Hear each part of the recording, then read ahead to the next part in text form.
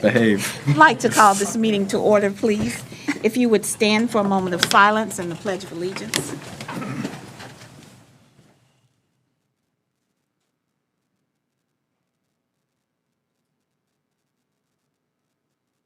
I pledge allegiance to the flag of the United States of America and to the republic for which it stands, one nation, under God, indivisible, with liberty and justice for all. Good afternoon. We'd like to welcome all of our guests this afternoon, and we're very happy that you're here. Today, we're going to be listening to some presentations. Are you ready, sir? Yes. Okay. Good afternoon, members of the board, superintendent.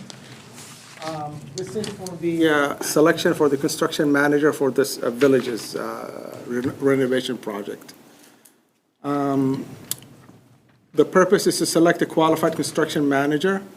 As on 1/4/2024, we released an RFQ, and we received 12 proposals for consideration. And 4 of those vendors are going to be doing presentations before you today. These vendors are DAG, Horace Construction Services, the A.D. Morgan Corporation, and Wellboro Building Corporation. And that's the order that they're going to go in to do their presentations. Closer. The presentation evaluation criteria is before you on the sheet, and it's knowledge of the site, proposed scope of work, and local codes and ordinances utilized to deliver quality workmanship in an effective and timely manner, their overall approach and methodology, their construction materials cost, and project coordination and safety. And before you is a little bit more described, right, when they go through the presentations. I left spaces for you to make your notes, and in the bottom of the evaluation sheet is where you're going to be ranking each vendor based on the overall presentation they do today. The goal is to rank the vendors based on the overall presentation. Vendor ranking will be based on the entire presentation. You will not be ranking the evaluation criteria for each presentation. You're encouraged to provide comments regarding the vendor rankings. The lowest cumulative ranked vendor will be the one who's selected for this project. Okay? Price will not be considered for the purposes of today's presentations. You may make notes, but just remember that these notes are public knowledge. So, please reserve any discussion about your rankings or anything that may indicate your preference to the evaluation form. Please input your scores, justification, and so on. So that way, when the vendor asks for clarification of why they're ranked, we have something to give them. Okay? That's it. Okay. May I ask for your indulgence for about 3 minutes before you bring in the first presenter? We have a public card. Mr. Yoakum?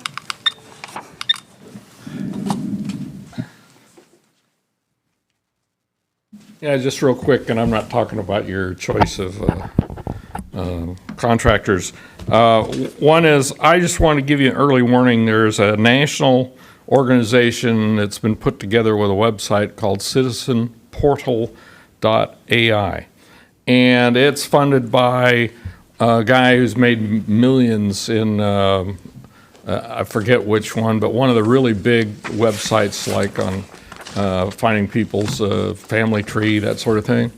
And it's to go out and use AI and scrapers, which means it goes to websites, and it pulls down the videos that people have had.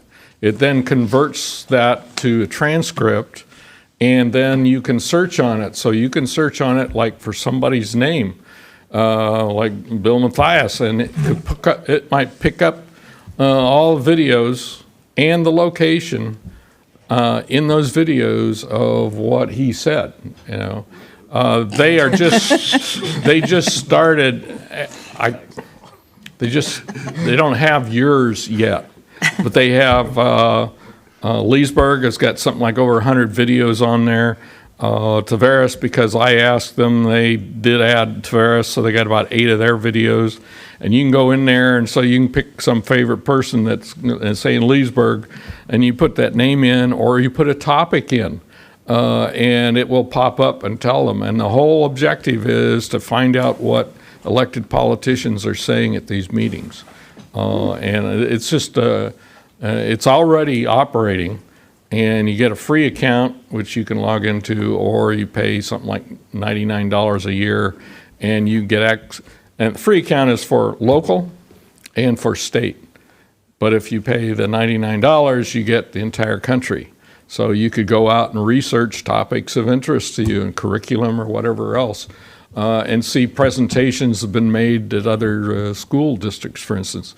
As they add them, I didn't see much in the school districts, and Lake County is not in there yet, but they do classify by county and by city, et cetera. So that's one.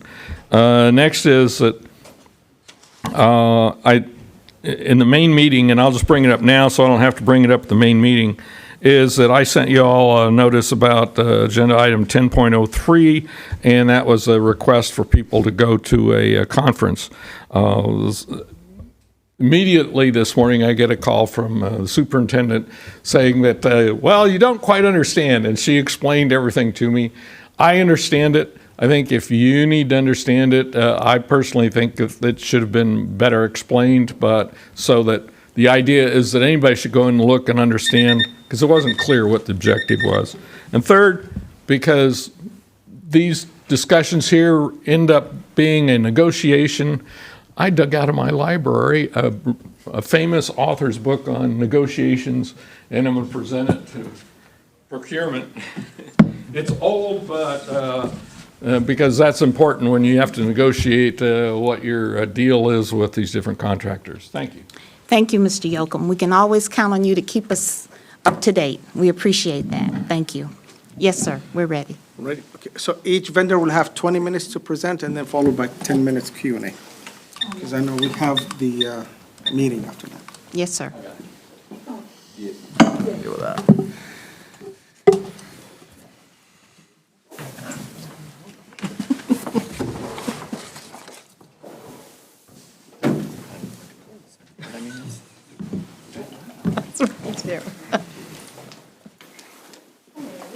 Hi. Do you have anything to hand out?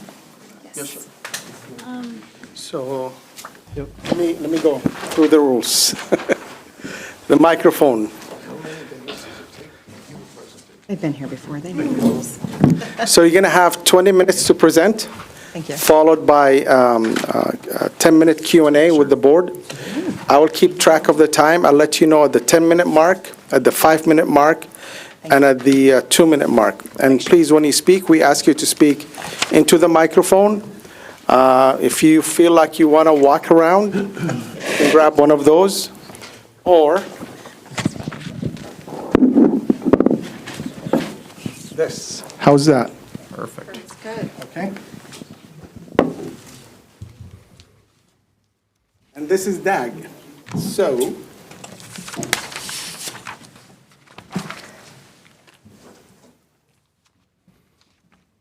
can start. Okay. Good afternoon, everyone. Thank you so much for the opportunity to present to you your team for the Villages Elementary School of Lady Lake. My name is Heather McCandless, President and CEO. We are going to go ahead and follow the criteria as you've set for us today, starting with an introduction of your project manager and main point of contact, Katie Sarabasa. And the next person we're going to hand it over to is Jamie McCandless with logistics. So in addition to the staff you see in front of you today, we have an abundance of personnel available at our disposal, including craft workers. But most importantly, 21 of those team members reside right here within Lake County. The team you see in front of you has performed over $125 million worth of successful occupied K-12 campuses. Most importantly, 35 of those being on Lake County Public Schools, varying in size and complexity comparable to the one we're presenting today. which leads us into our knowledge of the site and scope. Besides this campus being the alma mater of Mr. Brandenburg, I believe about 24 years ago, they just recently celebrated their 25th anniversary on February 9th. So it's a 25-year-old campus housing about 750 students. 2 of these buildings on campus are utilized for hurricane shelters, which are EHPA built buildings. And per Mr. Dudley, this is one of the first to open up as a hurricane shelter during inclement weather. We understand there's traffic delays on Rolling Acres Road out to the front. That starts the stage up about 5:30 in the morning and doesn't stop till late in the afternoon. This campus, Building 400, has no restrooms currently in it on the north elevation, which prevents it from being properly utilized as a classroom setting. And we look to improve upon that and fix that throughout this. Per Mr. Dudley, the basketball and archery courts are heavily utilized on campus, and we don't want to impact that through construction, so we have a system and a plan to put in place so that's not impacted as well. There are 3 portables in the portable city out there that currently aren't being utilized for classroom settings right now. They're more for storage and meeting space. We're going to utilize that as a swing space throughout, so as we perform construction activities in some of the other buildings. But the mechanical systems that are currently on site, there's a hodgepodge kind of mixed bag of Trane, Carrier, McQuay, which is kind of keeping the HVAC system from operating at optimum capacity. The Trane chiller currently wasn't running during our walkthrough on the campus site. Knowing what's above ground is one thing, but knowing what's below ground is even more important, because this knowledge of these underground utilities is imperative for the essential to the safety of the students, the staff, the workers, and the general public surrounding the school. Utilities such as gas lines, electric cables, water pipes can all pose a severe threat if we just go in there with big excavators and start digging. We utilize our own equipment. We've invested in vacuum excavation, which is like a giant shop vac, and it's required by most government municipalities, where we come in and actually use water and vacuum out the soils. What this does is allows us to check the elevations and locations of these critical components, because we have commercial property surrounding this campus. If we impact that, there's many financial repercussions that we don't want you to have to answer any of those questions. That's why you hire us. And from an efficiency standpoint, that also helps with knowing, so we're not doing any unnecessary routing of pipes, which saves you money in the long run. The scope of work for this project is a new classroom building, 12 classrooms, 8 intermediate, 4 primary. We're also adding a new PE pavilion along with renovating the existing campus. We also have site improvements to address the traffic, the parent drop-off, and adding a new PE pavilion. Now, the new classroom building, although it's not a prototype, it is kind of a hybrid on a job that we worked with Schenkel Schultz to develop on a previous campus. So we have distinct knowledge on the cost and of constructing this building. But the classroom building, Building 400, adding classrooms, we have a year time frame to do this project. With our self-perform crews, we intend to go in, do the demolition at night, do the tie-ins. By knowing where the underground utilities are, we can run these in off hours, on weekends, on holidays, so to minimize the impact on the current school as it operates. By creating parking, because we know there's a parking shortage and teachers have to park in the grass, we're going to create these areas first, and we have some innovative ideas as we get further into presentation. And Jaime and I have both completed projects not only similar in scope, but very similar in campus layout. We just recently completed a project at Stenstrom Elementary School, which was also an occupied campus, where the working area was very tight. Another familiarity that we have with this project is there is a main road out here at Stenstrom Elementary, which is much like Rolling Acres, where we know how busy it is. DACG is at the center of all communication. Communication is a key to successful project, and past performance is a key indicator of future success. And this team before you has proven itself successful with similar projects involving the same owner, architect, and engineers as you see here. Now, I know oh, I'm sorry. Go ahead, Lawyer. Pre-construction. We at DACG, Pre-Construction Department, will be the first to dive into this project. We'll do that by preparing in-house detailed preliminary estimates. We'll work with our local subcontractors and local companies to build those estimates and costs, And that also not only educates us as to the scope of work, but it educates the subcontractors to the scope of work. In the process of getting final documents, I'll build a bid manual, which I've already started. That bid manual will provide to the subs instructions to bidders, general scopes of work for each and every trade, and all the different various contractual information that they'll need to have. As we go through the bidding period with the final documents, I will prepare a detailed in-house 100% estimate on all trades. We use that to compare scopes of work with our subcontractors and vendors. Then we turn that into a GMP proposal. That GMP proposal is transferred over to Lake County Schools. After the proposal is in and approved, I do what's called a transfer memo that I in turn provide to Katie and Jaime. That gives them all of my history on this job in written form so that they have something, a document to refer to that refers to cost and subcontractors and time and everything. So that provides them a seamless turnover from pre-construction. Now, our cost savings and cost control starts in pre-construction, carries through the construction process, and then carries on to the end of the project through your maintenance time. And we've created a culture of continuous improvement, which we look for inefficiencies on our previous projects by holding a lessons learned session amongst our team members. And that information is brought in that leads us to an innovative approach on projects that follow. For example, on this project, we recognized during our walkthrough that this is Meridian brick. And we can buy this brick direct because we are a material supplier. By cutting out second and third tier distributorships and markups, that savings goes directly back to you as an owner to utilize on other critical components like putting it back into the classroom. The chillers that are currently on site have hail damage. And on these chillers, by simply investing in some hail screens, you could extend the life of these $250,000 machines to get optimum performance. And then by self-performing. By directly self-performing on our projects, certain aspects of this project have more control by demonstrating to you our commitment to quality, reliability, and accountability by making DACG a single point of contact for addressing critical time and cost-saving items. And two real-life examples of these cost savings is just recently where we finished up Castleberry Elementary School in 2022. We were able to return over $300,000 to the owner. Another example of that is, again, at Stenstrom Elementary School, which, like I mentioned earlier, is very similar, not only in scope but in layout, where we were able to return over $450,000 to the owner.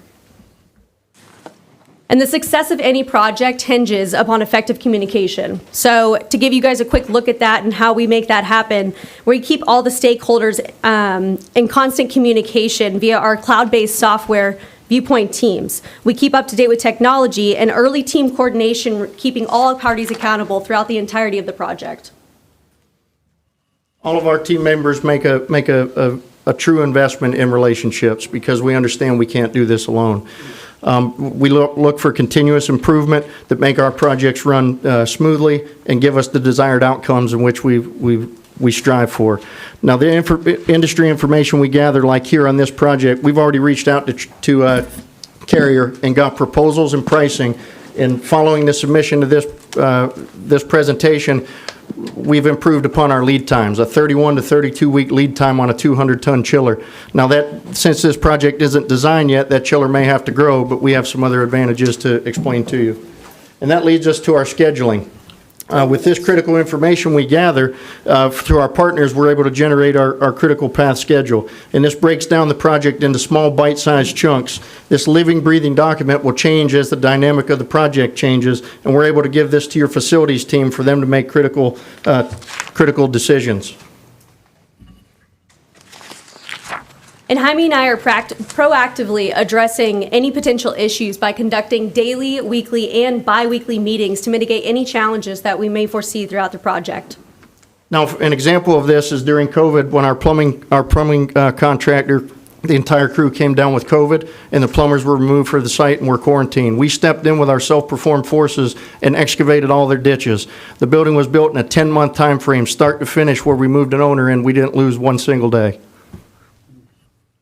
Quality control starts from the very beginning in pre-construction. That's us vetting through our subcontractors. We have a subcontractor-based software that reaches out to more than 600 local subs. So the next process is for us to vet through to make sure that they have their financials in order and they have the manpower capabilities of doing the work. Once we get into construction, we will be performing mock-ups, pre-installation meetings, and subcontractors' indication of the room-ready status. Now, closeout starts at the beginning of the project, and at DACG, we utilize QR codes that will go on all major pieces of equipment. These QR codes are scannable by any smartphone or tablet, and once you scan them, it'll bring up all of your warranty information, any contacts that you may need, as well as all of your O&M manuals for every single piece of major equipment. And the visual assemblies are equally as important, where we'll scan the insides of walls after we leave the project. If you want to know where electrical lines and plumbing lines are at, those are all scanned and put on a document for your facilities personnel. Now, we believe very strongly in local participation, and we have a proven program that's pretty simple. We've done it in the past, we do it in the present like we did at Fruitland Park, and we're going to continue to do it in the future, and it's very easy. Reach the contractors and local personnel where they are and tell them everything that Villages Elementary School has to offer them in the local community. And it's ultimately going to inject this money right back into the local community. Our team has, we're going to engage with them, like at Fruitland Park Elementary, where we solicited a small local business, iBarbecue, which is right in Fruitland Park. They catered an event at the Fruitland Park Library, and that was a record turnout, where your personnel came, a bunch of the local government officials attended. It was a great event. We intend to do that again. We currently utilize local resources as well, where we buy for our concrete production, we buy the sand and the stone right in Lake County, so we're injecting that into the local economy. There are two hurdles that we have to face with every project, and one of those is equipment lead time, and the second one is manpower. So one of the things that we do to address equipment lead time is early procurement packages to make sure that we get the equipment there on time. The second thing is manpower.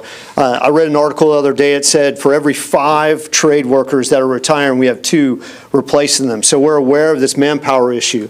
So one of the things that how we mitigate that is to sit down with our subcontractors and do a manpower analysis. We want to sit down and make sure that they know and we know, we go off historical data, what does it take to do this job? Does it take 5 men, 8 men to do this specific scope of work? And we have them sign up for that in their subcontract. Now, we have a distinct advantage in this realm of self-performed services over our competition, and we view Villages Elementary School of Lady Lake as the perfect candidate for our self-perform approach. It checks all the boxes we want when we're looking at the perfect project. We look to perform on this project concrete, site work, demolition, roofing, and all the decorative covered walkways that are currently on your campus. This allows our skilled quality workforce to not only push the schedule, but drive the quality home that everybody's looking for. We're going to produce our own concrete on site.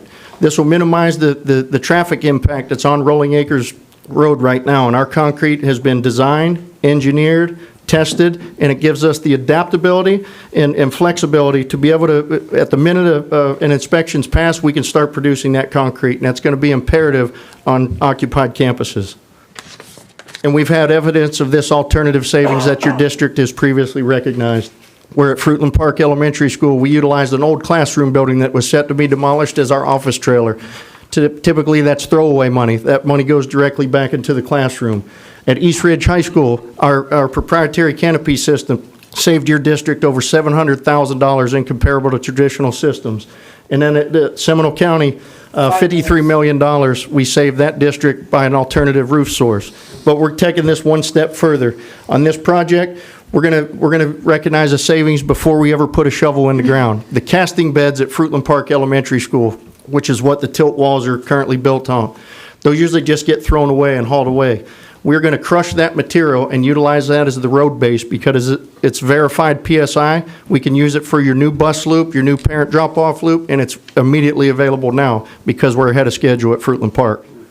And we had 27 alternates on the Fruitland Park project also. Now, there's evidence of alternative savings that we haven't recognized yet, that we haven't brought. Now, our eliminate the box approach, we look at any and all avenues to save your district money. There's a proposed chiller system that's expandable, adaptable. It's a 30% savings on energy, and it's saved our clients $2.9 million over 10 years, which basically paid for the equipment within its warranty period. This site is surrounded by commercial property.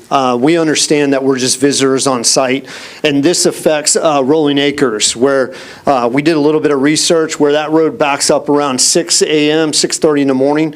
We also know that school starts at 8 a.m., so we're going to adjust our work hours accordingly, not to add to that already trafficked area. And the best way to be a good neighbor is to go door to door. We've already met with Mr. Ken Sell of Builders First Choice, Paul Grant, the owner of Grant Electric, and Mr. Lewis Duke, the manager at Romac Building Supply. And at the end of that conversation, they were very receiving. They want to know how they could help this project.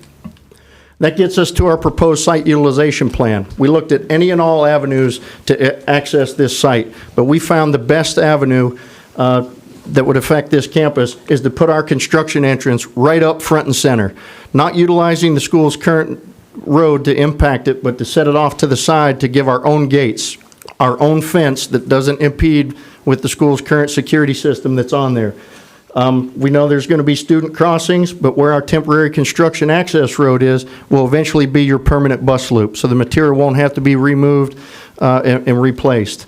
There's a grass area to the southeast corner of the project that we don't want to impact because that's kind of sacred ground per Mr. Dudley. We want the kids to be able to have their space to go out and play during our construction process.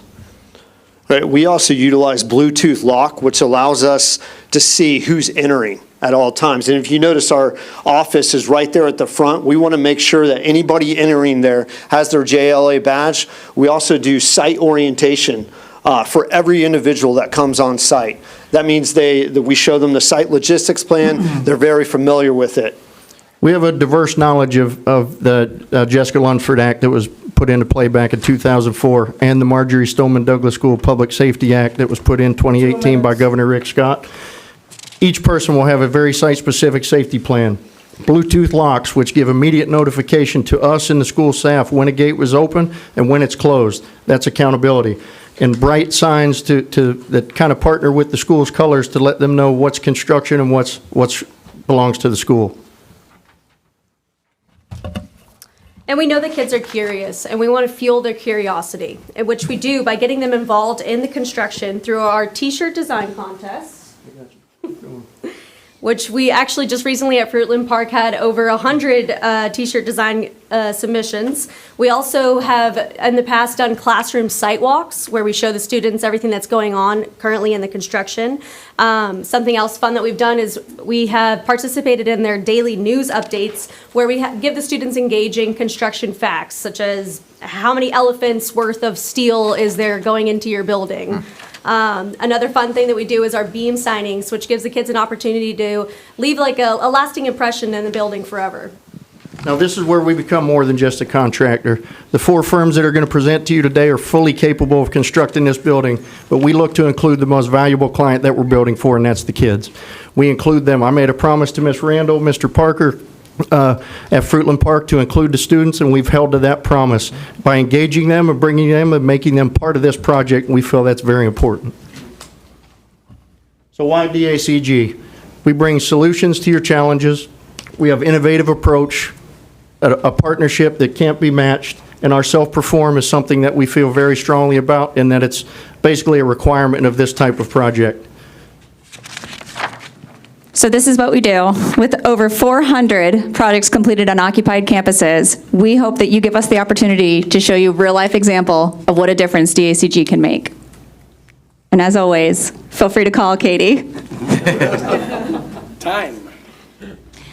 Thank you. Board members, questions? Mr. Mathias? Actually, an outstanding presentation. You covered everything. My biggest concern was how you were going to do the construction and moving the materials while the school was occupied, and y'all figured it out. That's brilliant. So I don't have any questions. Me neither. You touched on everything that I was looking to get answered today. Ms. Luke? ThermaFit, on the evidence of the alternative savings with the construction materials, is that the brand? The ThermaFit is the actual brand of the chiller? Yes, ma'am. Trane makes that. They acquired that technology years ago, and ThermaFit is the actual chiller. And it's expandable. So with the square footage of an added building, I know that the design's not complete yet, and they're still working on it. And the mechanical engineers are currently analyzing the systems that are on campus. So when we add a new building, you add 13,000 square feet to the footprint, it's hard to tell what capacity you're going to need. So with one chiller currently down, when we build a new building, to turn it over in a year's time, we got to have air. So we looked at alternative solutions to be able to produce that air. We can always use temporary air, AC units to plug into your current system to make it happen, but that's kind of throwaway money. If we can eliminate that, we would like to. And you had mentioned before that we had a couple of different carriers in there. So would this replace, or is this just going to be one that, like you said, it could expand not knowing the square footage of the building? You can switch manufacturers. It's basically in your control system at that point on how you're going to control it. So right now you have a carrier, Right, a and Trane, McQuay air handlers. So with that older technology, I mean, the buildings are 25 years old. The carrier's a 2020 model, but it does have significant hail damage on the coils, which won't allow it to breathe properly. So if that gets fixed, these are, very intricate machines. If we could get everything dialed in, it would work perfectly. Okay. I just had a couple questions. Hold on. I wrote them down on the pages. So you said the Bluetooth, the lock, so that there's an office up front back here, and then there's another gate back here. So anytime anybody goes and comes from the gate, they're notified how? Is it a cell phone app? So there's an app that goes along with the Bluetooth lock, and every single person has to get registered to that app in order to use the Bluetooth from their phone to unlock the app. And so that'll read and say exactly who the user is, what the time is. It'll tell me when it was opened and when it was closed. And the school will also have people that are assigned to that app, or? You can have access to it, absolutely. So we utilize it and we get notified in real time. So the minute that a gate unlocks, we get notified that on all of our phones. So we know, gate 2 just got unlocked, so-and-so just opened it. And then if it doesn't get locked within 4 seconds, 5 seconds, whatever we have as the time frame, it'll notify us again. But it's unlimited on users, so I can add whoever would like to be added to it. Who usually, monitors that's on campus? Because to your point, so you're on campus the whole time? Yes, they are. Monitoring who's coming in and out? Okay. So the SRO, like the school Right, resource right. officer, likes to have access, and it's basically the preference of the end user. We even invite first responders, police and fire on to utilize this in case of an emergency. Right. That's why we have multiple points of access that we won't utilize all the time, but after school hours, we'll utilize those, but they're there for emergency use. Okay. Good, that's why I was curious. And then my last question was, what do you do with the T-shirts? You have a So- T-shirt contest, and then what? A lot of times the school, what we kind of bring to the, here. A lot of times what the school will do is use them for like PTA funding. So, Fundraisers. yeah, so they'll use it as a fundraiser. What we do is we have the T-shirt design contest, and then the winning classroom, whichever classroom that kid comes from. I saw that gets a pizza party. Yep, exactly. They get the pizza party. And then usually they'll just use that same design and print more T-shirts and use it for their PTA funding.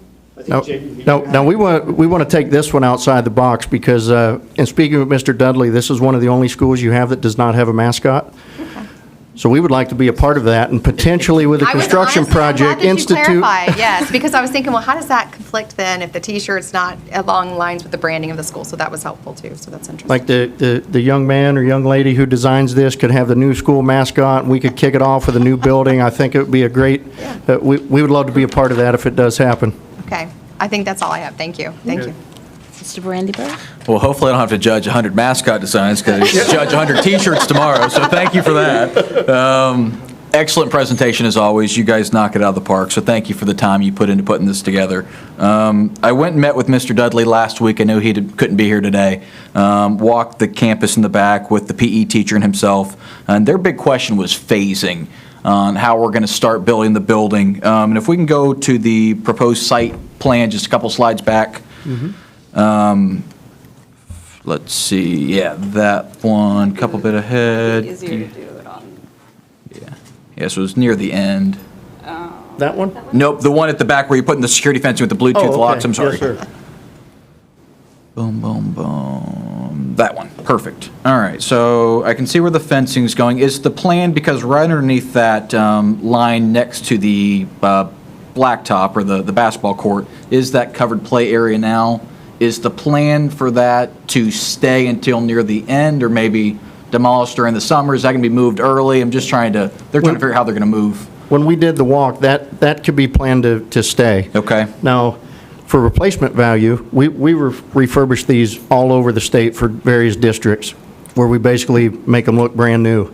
And there's always a need for storage, a more covered area. So if we could actually keep that and utilize it for something else, because you can't replace it for the value Right. that you would need it for, I'm pretty sure you wouldn't, there would always be a need for additional covered area. Sure. Because the new covered area is going to serve two purposes. It's going to serve as a staging area for inclement weather when they stage for buses at the end of the day, to be able to put them in the car line.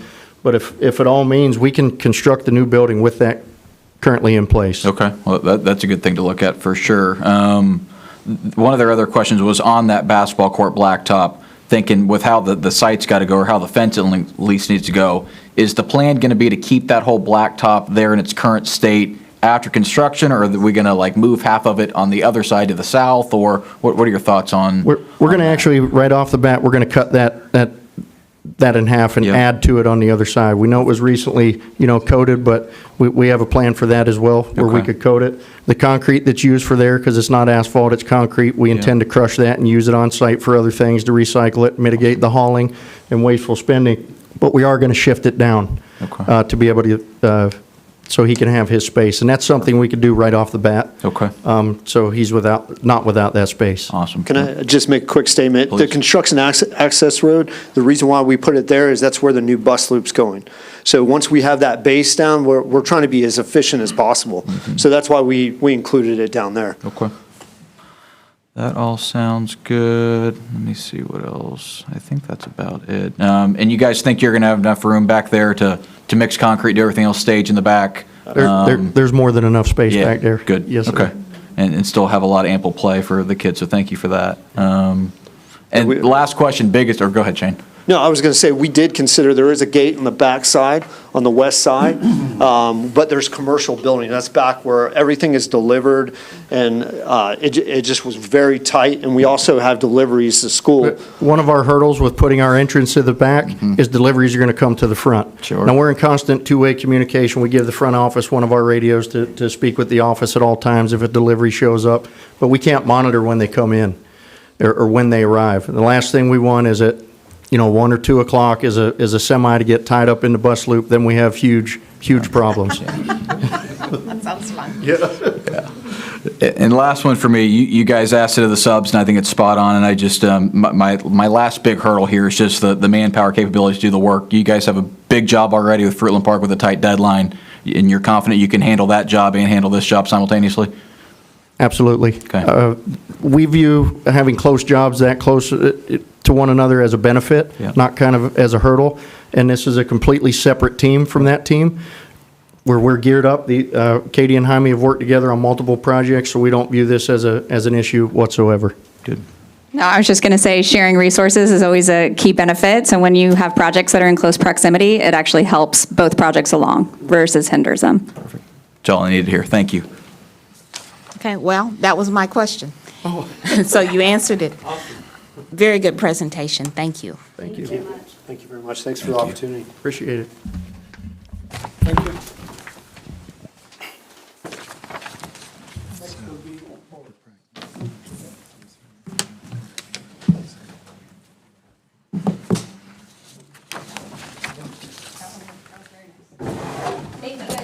Thank you. Bye-bye. Thanks for the use of glasses. I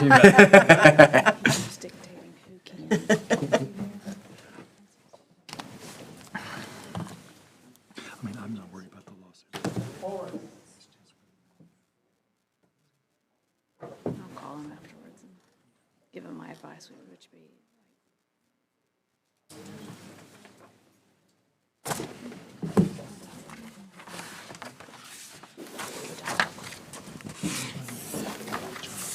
You guys have material to hand out?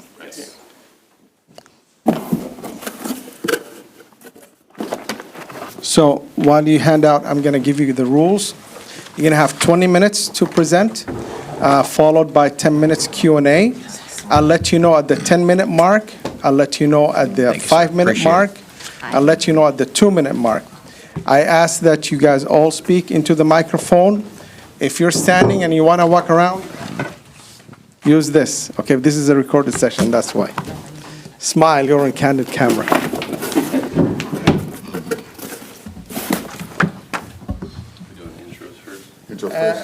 Go ahead, I'll give you a couple minutes, yes. Jonathan, Before I start the clock. Jonathan Graham, Horace Construction President. Eric Melbestad, Project Director. Sheldon Nonnelly, Senior Superintendent. Dr. Lena Grant Morris, Community Outreach. Grant Curtin, Director of Pre-Construction. So good afternoon. We're always humbled when we get shortlisted for a project, but there's two key things that I want you to think about as we go through our presentation today. The fact that building schools for us is not transactional.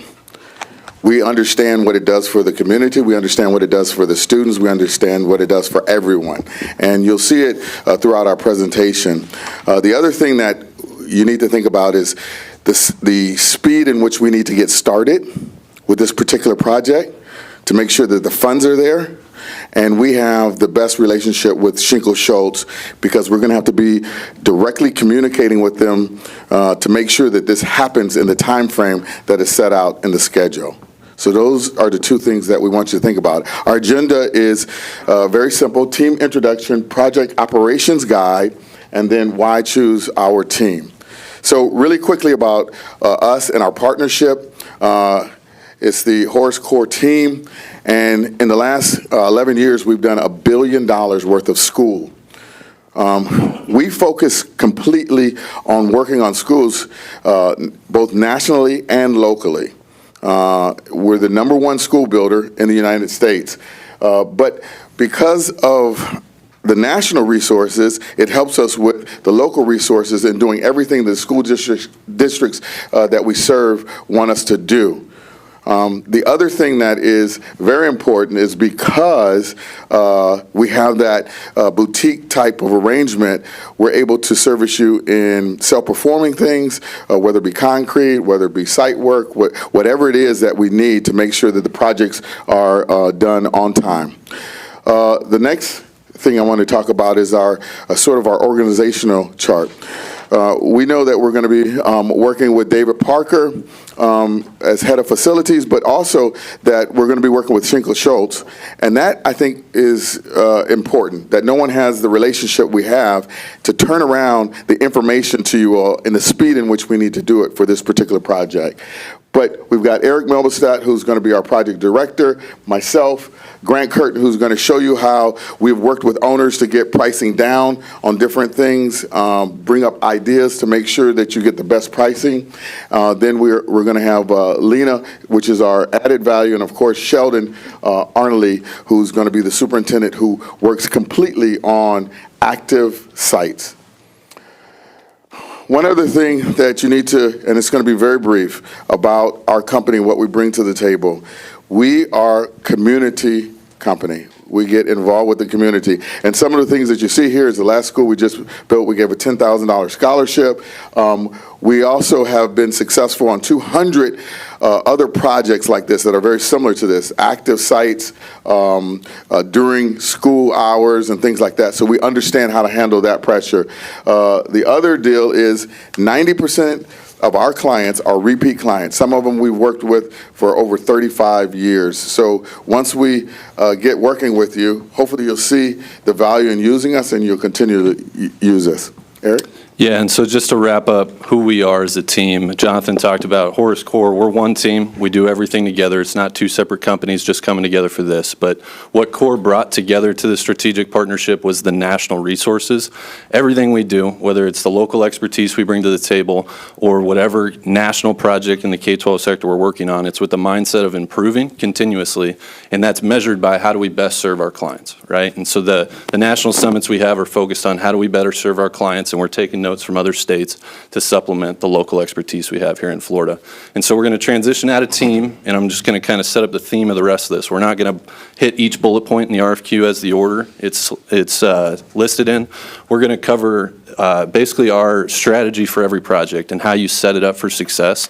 We don't frame walls. We don't do concrete. We are hired to lead people and processes, and that comes with a culture on the job site, right? When you step on a job site, you can feel whether it's going to be successful or not, and that comes with us day one, setting it up right and onboarding a team. And so what you have in front of you is a project operations guide. It's a document we hand to a trade partner before they're awarded a job, to the design team to make sure we're all pulling the rope in the same direction. And so you're going to hear about this shared goal mindset throughout the presentation as we cover all the topics.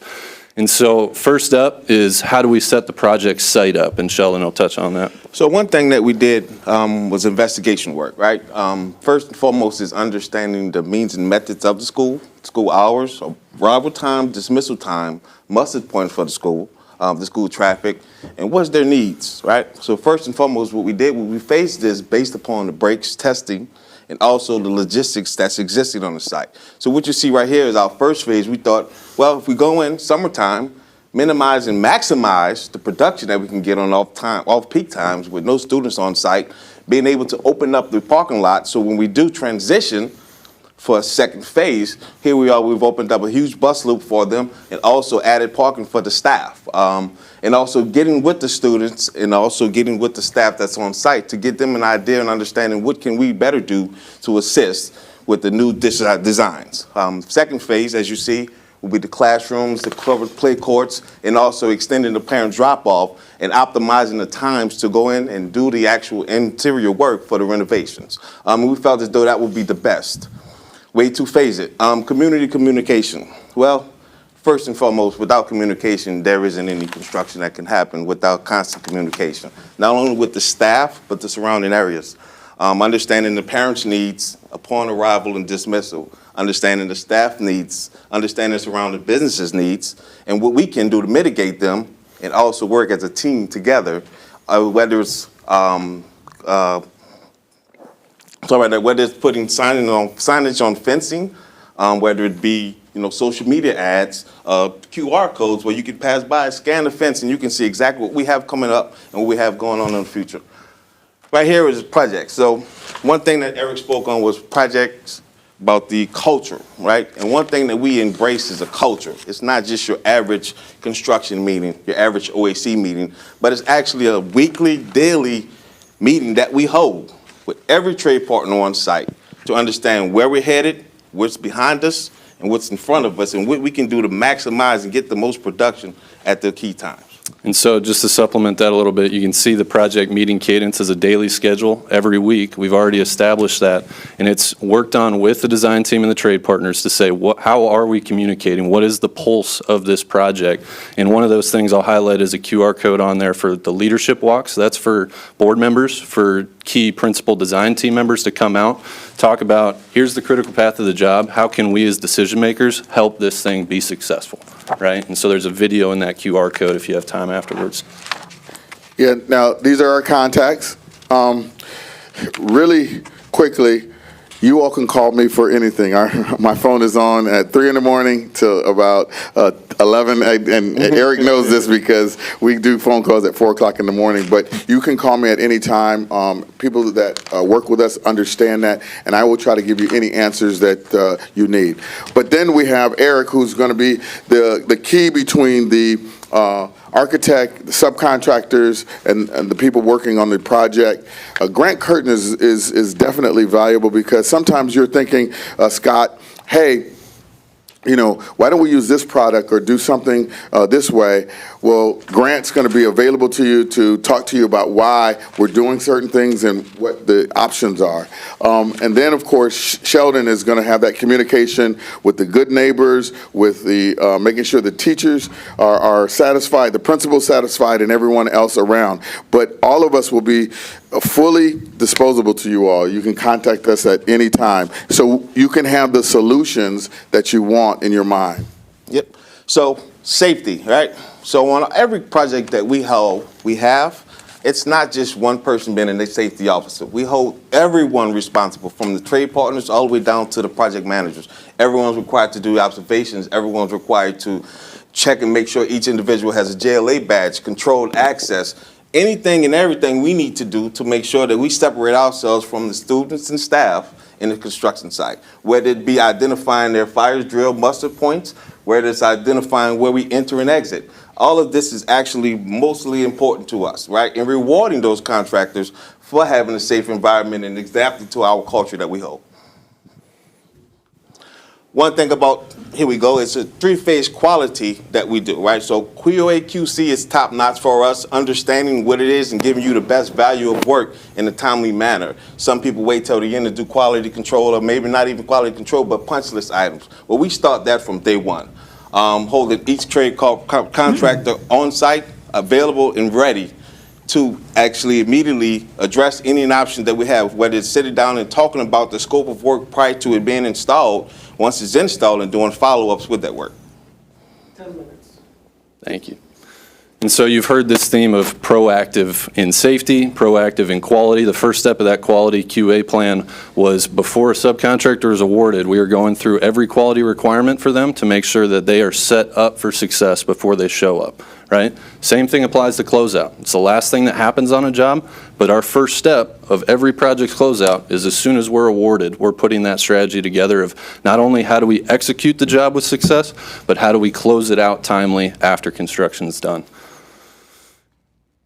Master schedule. So one thing we utilize is the last planning system. That's identifying long lead time items, procurements, and actually highlighting them, putting them on a master plan and having it actually transparent. The minute anyone, not just a trade partner, but anyone, even yourselves, walk into our construction trailer, you can see where we're headed, our major milestones, and some of the things that we've overachieved to be able to give you the maximum production. And so take that scheduling methodology and apply it specifically to villages.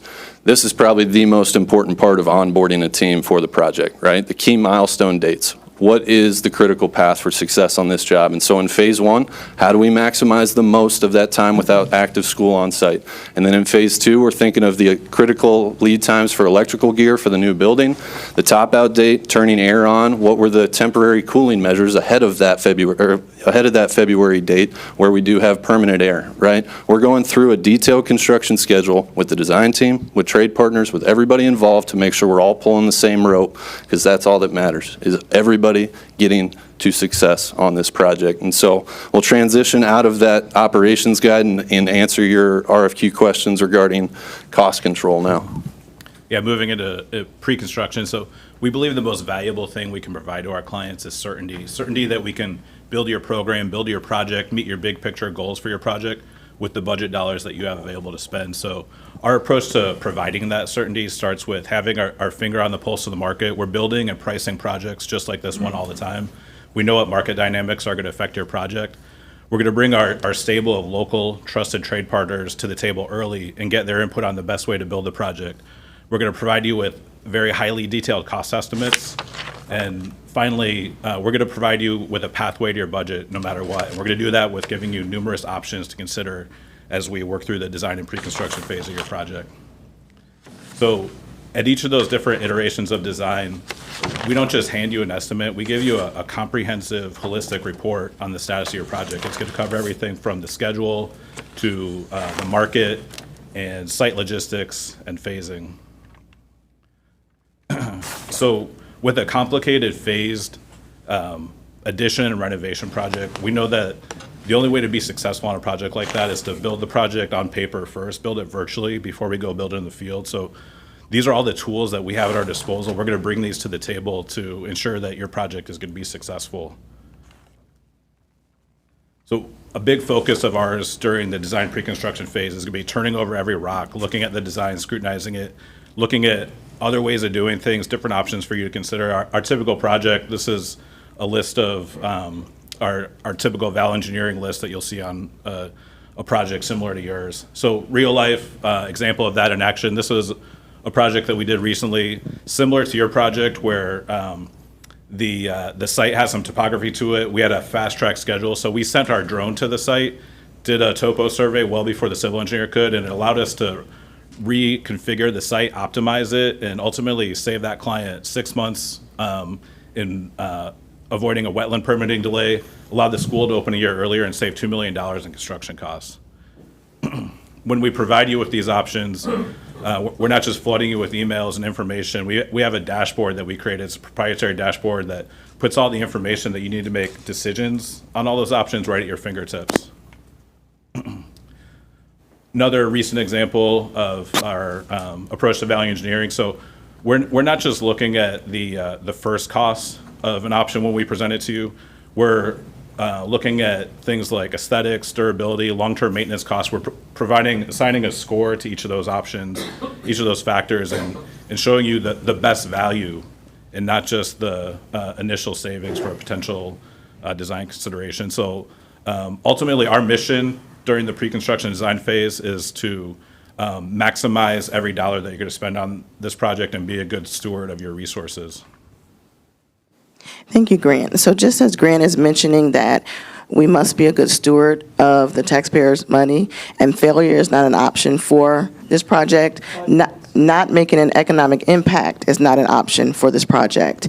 And we have proven results. And every place that we work with, our trade partners, we grow at least 20% of them by 500% their bottom line. That is our goal. And so you can see here the local participation, the numbers are there, you have the reference. It just doesn't happen by magical things. We have an actual strategy that we put in place everywhere that we go, and you'll see it here. We are grassroots. We get in, we talk with the trade partners. We offer options that make their life easier, make it easy for them to do business, help them pre-qualify, bonding assistance, and even expedited payment. We give them access, and then more importantly, we report this back to leadership, to you. We give you the data to show how we've grown or made an economic impact in the company. All right. Yeah, it's just not something that we talk about. We've already start talking to a lot of the trade partners that you have here locally, and we have plans in place to make sure that they are very successful. Here's just a very small list of the ones that we've already talked to that we're working with in other areas around here. But we know that it's important for us to get as many local subcontractors and local workers involved on all the projects that we do for Lake County Schools.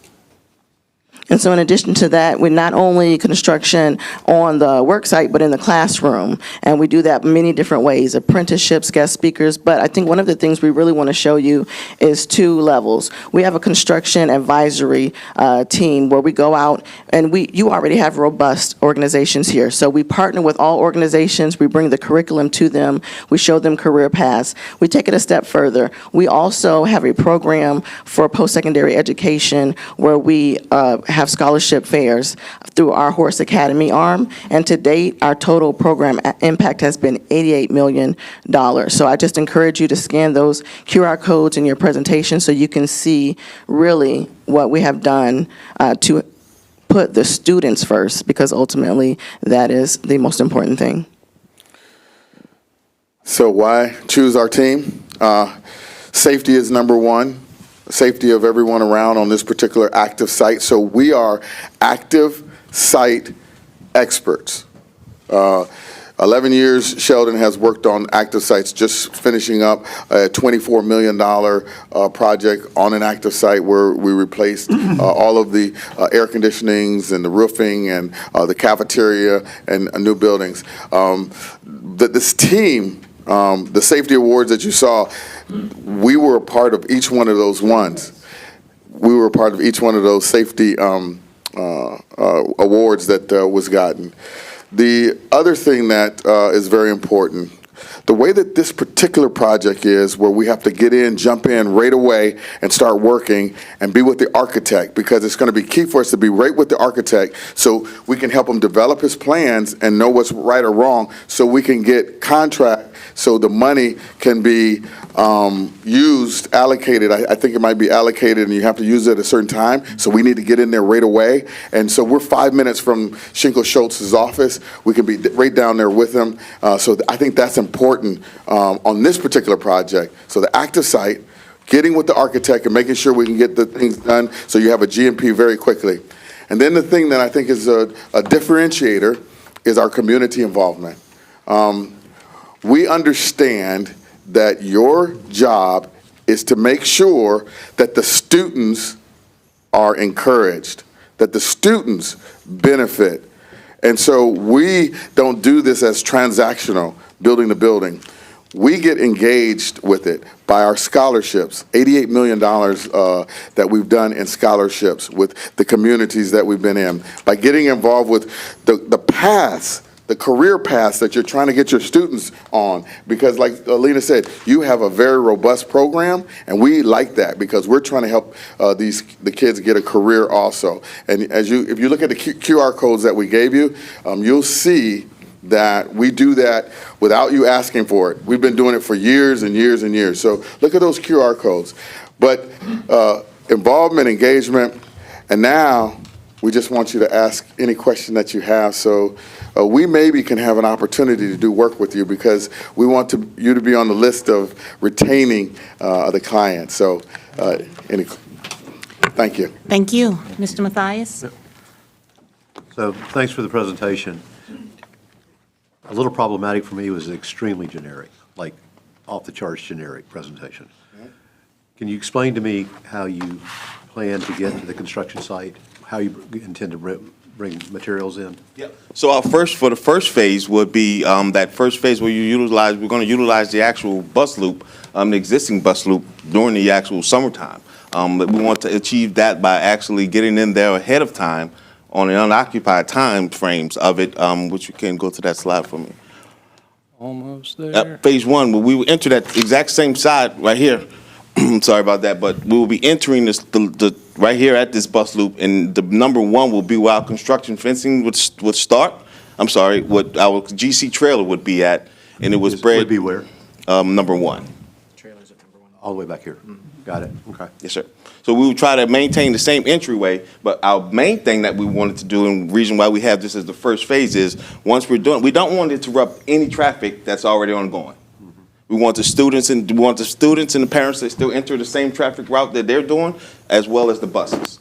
So that way we won't impede on any day-to-day traffic that they already have, any combustion. We will try to minimize that. My main goal on active sites is to completely be not there, whether that's digging on off-peak hours. So I don't want hit any lines. We want to identify, of course, we identify every underground line, whether it's storm, utilities, but we try to phase it and dig on off-peak hours.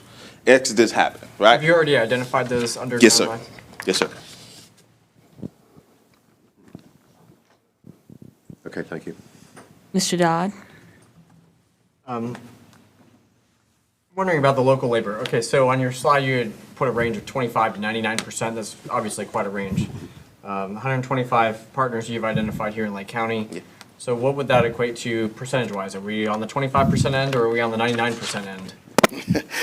Well, you have a lot of labor that's local that we can definitely use. So, I mean, we're at least 50% on the local, because we're working right down the street at some projects, the villages, golf barns, some other things, and some hospitals and stuff. So we have some local labor. But yeah, you have local labor that can be used on this project for sure.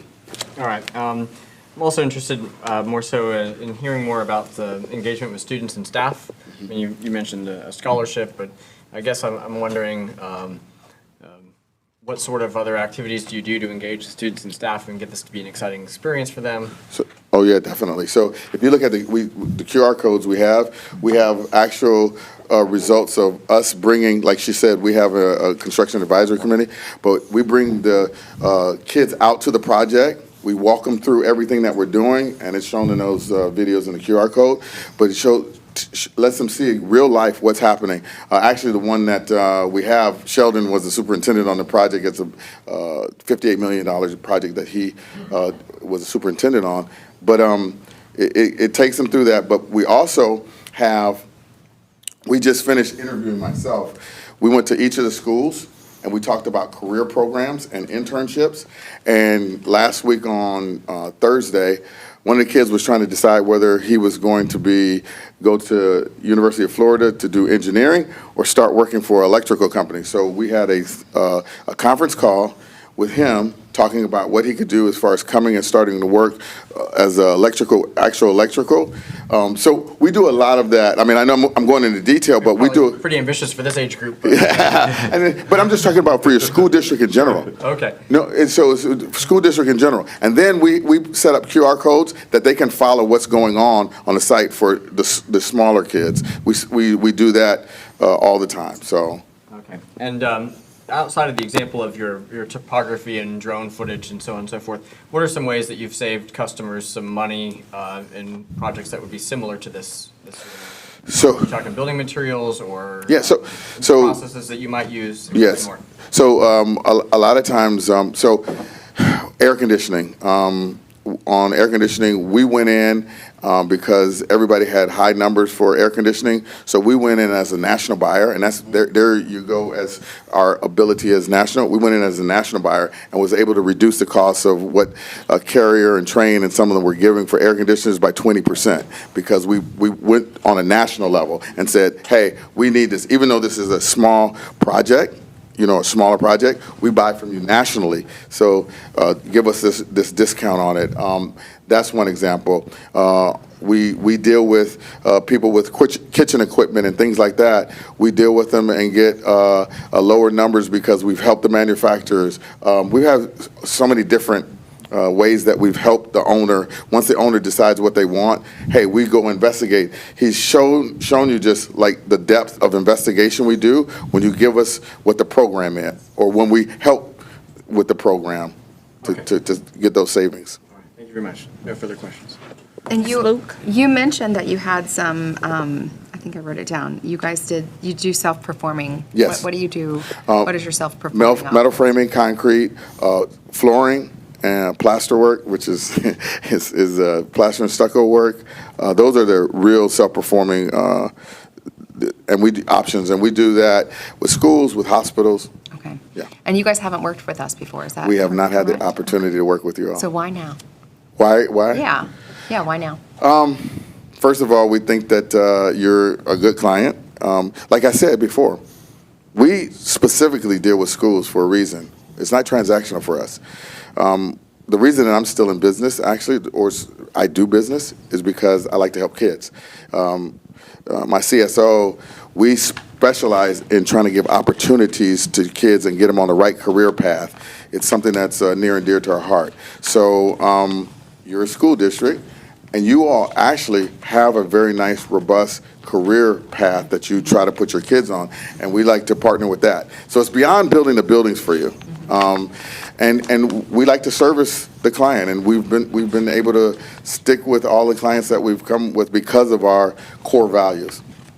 Thank you. Mm-hmm. Mr. Brandyberg?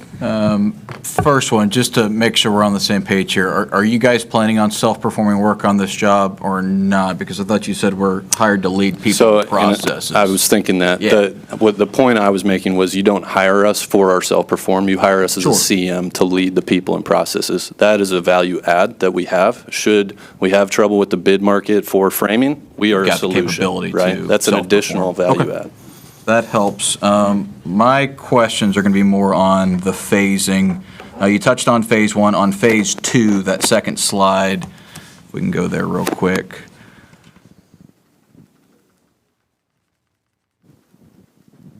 Boom, boom, boom, boom. All right, perfect. So phase one we talked about. On phase two, that next slide, where is your construction site going to be fencing wise? Yeah, How are we so- going to separate from the kids, all that Yeah, good so stuff? the fencing will actually start the little notch out right in front of building one, in front where our construction trailer will go. So the fencing will come all the way from the main street, all the way down, separating ourselves. It'll be construction fencing and retaining wall, going all the way back to our GC trailer, then all the way across, trying to minimize without taking up their basketball courts and stuff, because we also identify that they do play back there. Right. So we won't have any fencing, any protrusion where a kid can go in. You know, a lot of times, you get your average contractor using interlocking fences with the little nuts on it where kids can go mangle with it, and now there's a breach in your fencing. Yeah. But we don't do that. On our active campus, we actually drive the actual post into the ground to prevent a kid from being able to pull a panel off. We don't use fence panels. Okay. So that would be our safety fence going all the way across. And when we go to our second phase, we won't utilize that same location anymore, because we will have to actually phase it to whereas our work hours will start earlier before arrival, and then we either will work past dismissal, right, or get out of there ahead of dismissal, again, to minimize intruding any of the traffic that's already ongoing. So once we do our second phase, we'll be up top, away again from any everyone from the bus loops and the teachers parking and the students' parent drop-off. Okay. And then just a couple clarifying questions for me. In the slides, we had 30-plus local team members. Is that local to Lake County, local to Central Florida? Central Florida. Central Florida? Yeah. Okay. And last one, why do you think you have the best relationship with Schenkel? I'm just curious. Oh, we're doing 2 high schools with them right now. Okay. We just finished a Booker with them, which was a theater, huh? Very complex. Yeah, very complex project with them. Just finished up, actually, the ribbon cutting. We have a big ribbon cutting ceremony on Thursday, right, at that one. So we've got the inner workings with them. I've worked with Schenkel back for about 25 years now. But we understand, and they're close to us, the proximity. We understand that no matter what, we've got to get with them right away on this particular project because of the complexity of it, where they're at in their schematic drawings versus where we need to be at to get a GMP so the funds can go and everything can go in accordance with your schedule. Okay. Good for me. You good? I'm good, yeah. I just have one question. As a former principal, the punch list concerns me. And you said something interesting. You said you start those from day one? Yes, ma'am. We have. Can you explain to me how that Our happens? quality QA QC control, what we utilize is a software that's on the, yeah, there we go. Was a project that we use on Procore. Well, what it does is it gives us an ability to submit an observation. Your normal trade contractor says, oh, I'm only required to do 2 punch lists per my contract. Well, it's not a punch list, it's an observation. So as we're walking through, there's a nail protruding or something. We upload that photo into Procore, send it to that contract, and hold them accountable to get that accomplished in 7 days or less. We have the ability to adjust the time frame. So what that does is gives everyone a mindset and creates that culture that we talked about to actually address items ahead of time instead of just waiting. If we see it, we get it done, we document it, we give it to them, they're required to give us that feedback and show us a documented photo showing that it's done. One quick thing.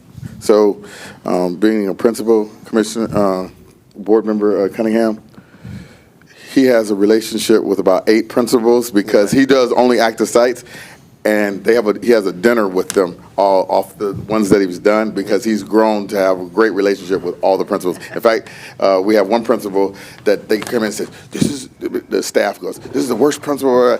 She calls him, even to this day. So because we're concerned about the principal and what they want and how they get things done and the communication between them to make sure that they are able to run their schools properly. I have a saying that, I'm sorry to cut you off, sir, but I have a saying, we build buildings and the relationships come first. So. Thank you. I like that. We appreciate your interest in Lake County, and we hope you have a pleasant drive. Thank you. Thank you. I'll be back before they come in.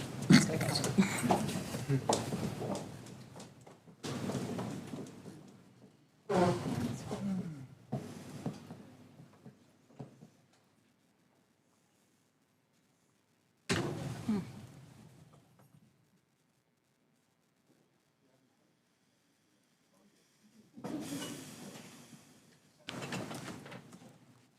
Scott, so I learned you're going to be point, so any questions we have, you'll relay, right?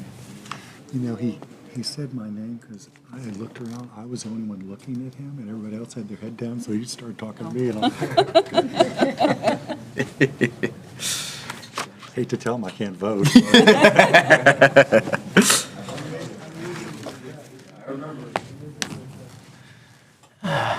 How you doing? Good afternoon. How are you guys? Doing good. Glad to hear the clicker's working this time. Microphone works, clicker works. And mics. Yeah. And mics. We think. Don't speak too soon. Yeah.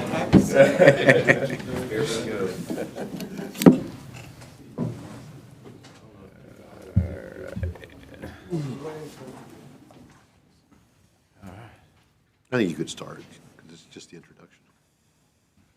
So, 20 minutes for your presentations, followed by about 10-minute Q&A. when you speak into the microphone, you can hold this, the one that I have, too. And then these two work for you guys. Is that one working? I don't think that one's on.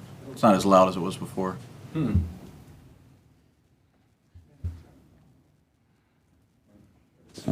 How about now? There we go. There you go. Okay. 20 minutes. Okay, so let's do a quick introduction of your team, and then I'm going to start the clock. I'll let you know at the 10-minute mark, at the 5-minute mark, and then the 2-minute mark. Okay? Perfect. Great. I'm John Calla, Vice President of Operations, Lady Morgan. Matt DiMatteo, Vice President, and I'll be the project executive for the project. Robert Beasley, Project Superintendent. Jeremy Warner, I'm Director of Pre-Construction. And Tony Howard, Senior Project Manager. Are we ready? Yes, sir. All right, start now. Good afternoon. It's wonderful to be here this afternoon to discuss Villages Elementary with you guys, and we very much look forward to this presentation. You're going to hand out Your books. your material? Oh, sorry. Go. Keep going. We are A.D. Morgan. We are specialized in K-12 construction throughout the state of Florida. We've built our reputation on educational projects just like this and have been doing this for over 35 years. So we're very excited to be here today to discuss this project with you. Understanding Lake County and understanding the amount of growth you guys are experiencing right now, it's very important for you guys to develop partners you can trust as you go forward in this process. And we very much look forward to redeveloping that relationship with Lake County School Board and becoming a trusted partner, and would love to have the opportunity on this project to be that partner. So the organizational chart that we've developed here is, many of you have seen it before. We are here today as a team to discuss this project, but what I want to emphasize is the field team here, Tony and Robert in particular, are the same team that built Tyrone Elementary School for Pinellas County School Board, which has a lot of similarities to this project. It's in a very populated area of Pinellas County, right across from Tyrone Mall, 66th Street, and there was a lot of moving parts to that project as well. So they bring all of that experience to bear on this project if we should be fortunate enough to be selected, and we're very proud to have them here today. So, jumping into the agenda, we've developed our agenda to align exactly with your questions, and we've prepared our presentation to follow the questions identically. So, jumping in first with knowledge of the site, scope of work, and local conditions. So, as we talk about our project understanding, we have the primary drivers here of this project are, of course, the new 12 classroom building addition for 240 student stations. We have renovation components on the existing campus, potential upgrades in the cafeteria. Big driver is adding bathrooms and accessible bathrooms to the project. We heard principal loud and clear. It almost seems like this is a bathroom renovation project with a classroom building addition. So, and of course, there's a lot of traffic backup on Rolling Acres Road, so we need to extend parent queuing, which will subsequently have modifications to the bus loop. We're going to make some modifications to the PE area, the pavilion, the basketball courts, and some of the things that'll happen because of the movement from the new building footprint. And really just making this a more beautiful and modernized entryway for the campus at the front of the school. So as we mentioned already, the bathrooms. So we're going to be adding bathrooms into the campus. We've focused on our site walk on Building 400 as being one of the primary areas where the biggest need was. So as we talked through the process, we started analyzing the different pros and cons of adding bathrooms into this existing building. And one of the things we want to be cognizant of is taking up precious square footage within these buildings. So we've looked at a couple different options. Of course, adding them on the interior, potentially on the exterior.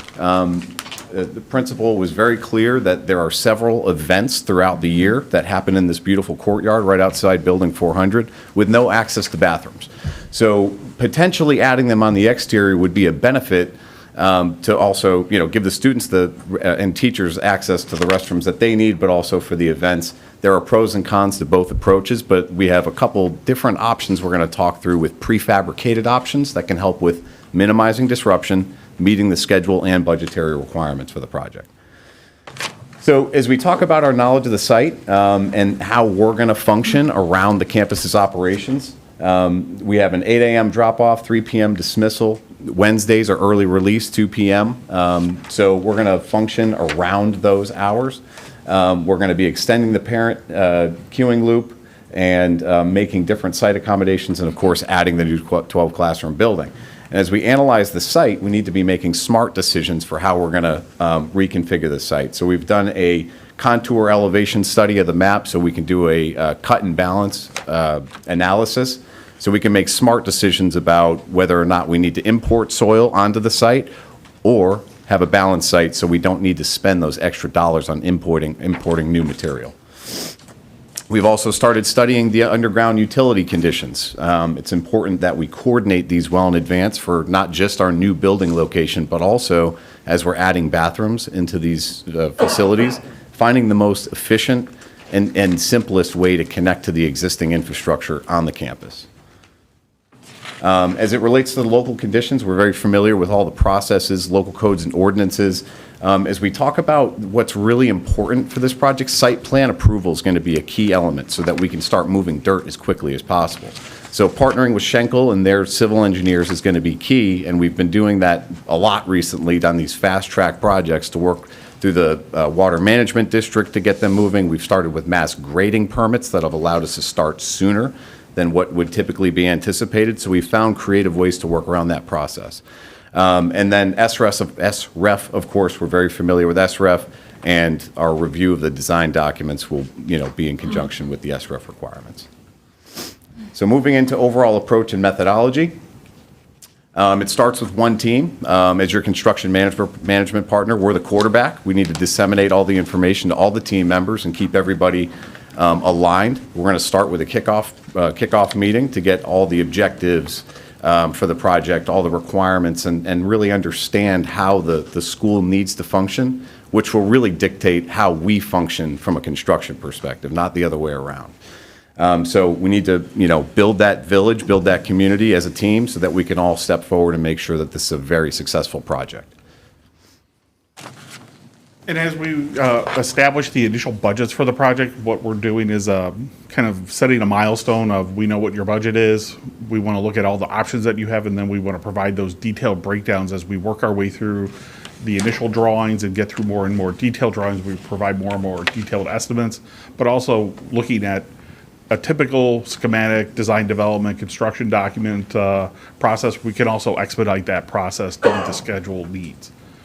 And we've already kind of started our budgetary process. I've taken your scope narrative, looked at the as-built documents, and I've developed an initial conceptual budget based off of what I think the narrative is. So I see that we can do the work that's called out and fit in that $11.8 million construction budget. We're looking at a $380 to $400 square foot new construction building. We have the cost for the new covered canopy and outdoor gym, working at the bathroom renovations, and then the site upgrades. And as we kind of work our way through this, we'll continue to have menu options so we can provide all those detailed costs so you know readily at a point where the budget is. And as we work our way through that whole process, we're going to be reviewing quality. And part of that is as I work our way through the budgets, we'll be developing our detailed scope of works. We'll be looking at BIM requirements, what mock-ups we may need to do with the job, but also doing a constructability review and determining that we're using the right materials and methods and looking at alternate material methods. And some of those are prefabricated options for the bathrooms. And what we have here is Sherpod, which is out of Orlando. They can do prefabricated restrooms, but also Leesburg Concrete, which is a local contractor that we've used before to do bathroom additions for schools. And as we kind of look our way through here, as we kind of like zoom in onto the school, we can see what we'll be able to do is if we use a prefabricated option, we can do a lot of the upfront work at night, over weekends, or during breaks, and get prepared for all this work to come in, and then do it as quickly as possible during a break, or as we kind of set up in the schedule the minimal possible disruption for the students. The other thing that we also do constantly throughout the process is value engineering. Over the last 3 years, we've done over $60 million of VE options to owners on multiple projects. So we're looking at everything from the exterior skin of your building, whether it's tilt wall or concrete and masonry brick, through the exterior envelope, what kind of roof you put on, what kind of windows go in, and what kind of mechanical systems work with the school system.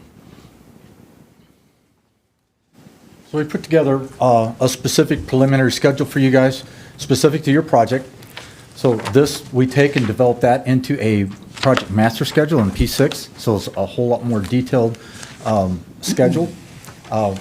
We collaborate with the school and making sure that we have any kind of breaks or activities that they need, so we make sure that we schedule those items in our preliminary schedules and incorporate in our master schedule, so we don't have any disruption to the ongoing operations. We monitor this daily and update it weekly with everyone. That also gives us the flexibility to change the schedule if we have to move in a different direction. So here we have a responsibility matrix. Responsibility matrix, puts all our team members at the top and gives the different responsibilities for them to keep this schedule online. We incorporate this into our master schedule as well, and you'll see your responsibility, accountable, consultant, and informed activities here.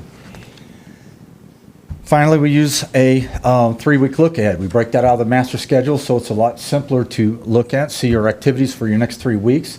And then in this point, this is where we actually transmit that information to our trade partners in the school so they can see what's going on. Another thing we utilize our 3-week look ahead is in our sub meetings. Me and David Smith will sit down with our subcontractors and we'll go over this in our meeting with them, so they know exactly where our head is looking at in 3 weeks. They know where they need to be. It'll tell them when they need to be done with something, new activity starting, but it also lets them know what's happening in the school, what's going on during the day. If there's testing, after school activities, we like to list because we want to minimize any disruption to the kids learning. So one of the other tools we utilize is graphically. We want to see things visually. So we align this with our schedule. So you can see our existing campus, where we move in our mobilization to the site, moving our two playgrounds down outside of that construction fence so they can utilize it during the school year. Then after we do that, then we're going to focus on our building and our covered play area. And then after that, we have our final project. But you see this graphically, and we update that as we go through our schedule, and you can see this graphically how our project's moving forward.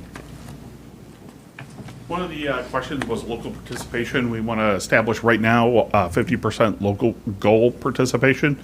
And to achieve that, we start with our local subcontractors that are pre-qualified. We have over 100 subcontractors that are pre-qualified. But what we do to increase that is we reach out to the local chambers of commerce and economic development councils, and we kind of work through our way through in developing that list. But we also want to reach out to the surrounding region, bring in the most amount of subcontractors that are interested in this job, and also drive value and get you the most competition, which gives you the best price. One of the ways that we work to do this is we do outreaches in the community. We'll meet with the community representatives, with the subcontractors, generate interest. The other thing that we do is to bring in some of the smaller local contractors. We'll team them up with our larger contractors so they can meet the bonding goals and insurance requirements, have assistance to meet that.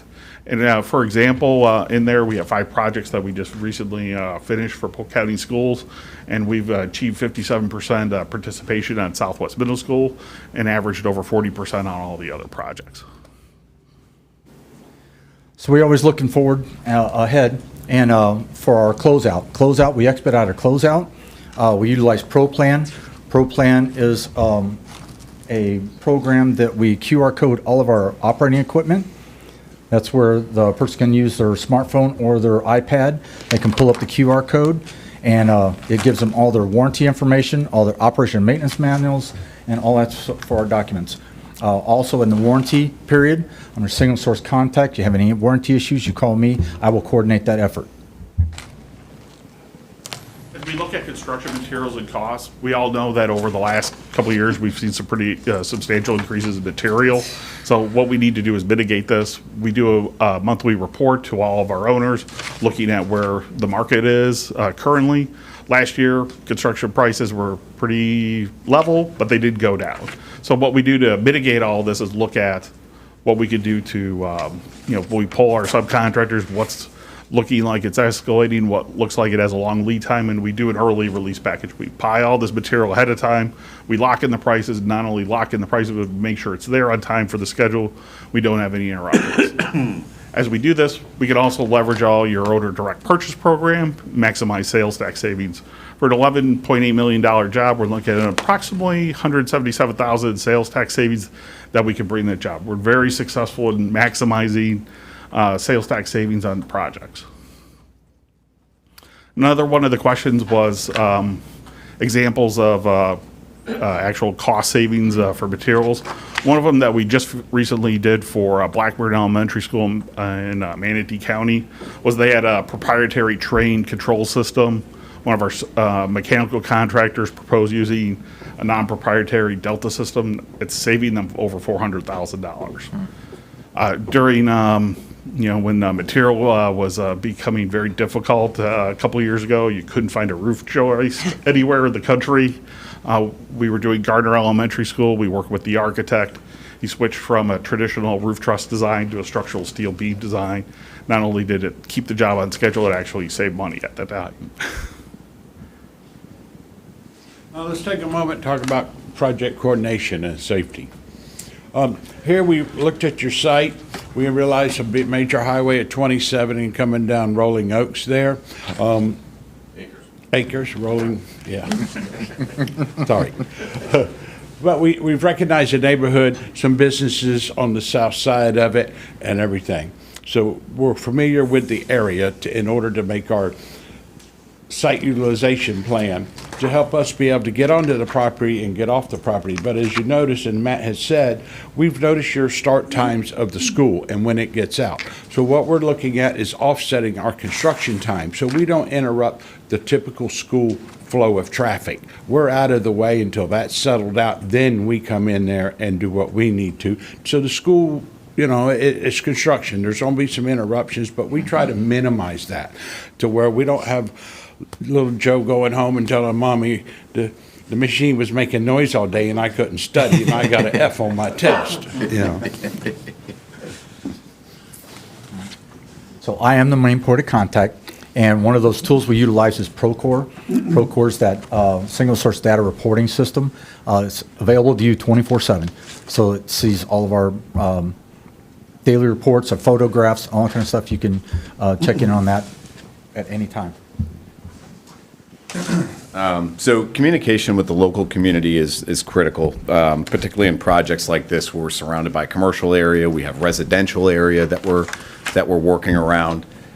So we're going to be implementing a community outreach plan for the project led by Eric Moraes, who's our community engagement manager at 80 Morgan. Eric will be, helping us develop the communication plan for the community, project-specific website dedicated to the project. We'll QR code the windscreen on the job so that people in the community can snap that, go right to the project website, and they can learn what's happening on the project. Really, the biggest thing here is preventing the school district from getting bombarded with questions so that you can continue educating and we can field the questions from the community. Eric will also be reaching out to collaborate with the Education Foundation, look for opportunities to engage students in the process, whether they be high school students that, from trade programs. We have a major labor shortage in the industry, so we want to make sure we get people really excited about our industry as much as we possibly can and get them engaged. As I mentioned a moment ago, we always look for opportunities to create communication opportunity on our windscreen for the project, community newsletter, a dedicated project website, any social media coordination. We'll be taking that on head first. Thank you. Let's take just a brief moment and talk about safety programs. 80 Morgan has an A+ rating. Job site security is another thing that we take very seriously. Some of the ways we do that, we make sure we maintain 100% access to our site. We're in charge of who comes on and who leaves. At any time, we know who's on it, and we verify that all employees are badged. Our good neighbor policy that Eric will be helping us with. This is actually a flyer that we make, and I'll go around personally to the neighbors in the development and the business, introduce myself, and they'll have my phone number on that flyer to where if they have any issues, I'm just a phone call away. So let's wrap the presentation up by stating why we believe we're the most qualified CM for this particular project. First of all, the leading K-12 construction manager in the state of Florida, and the record of success we've had.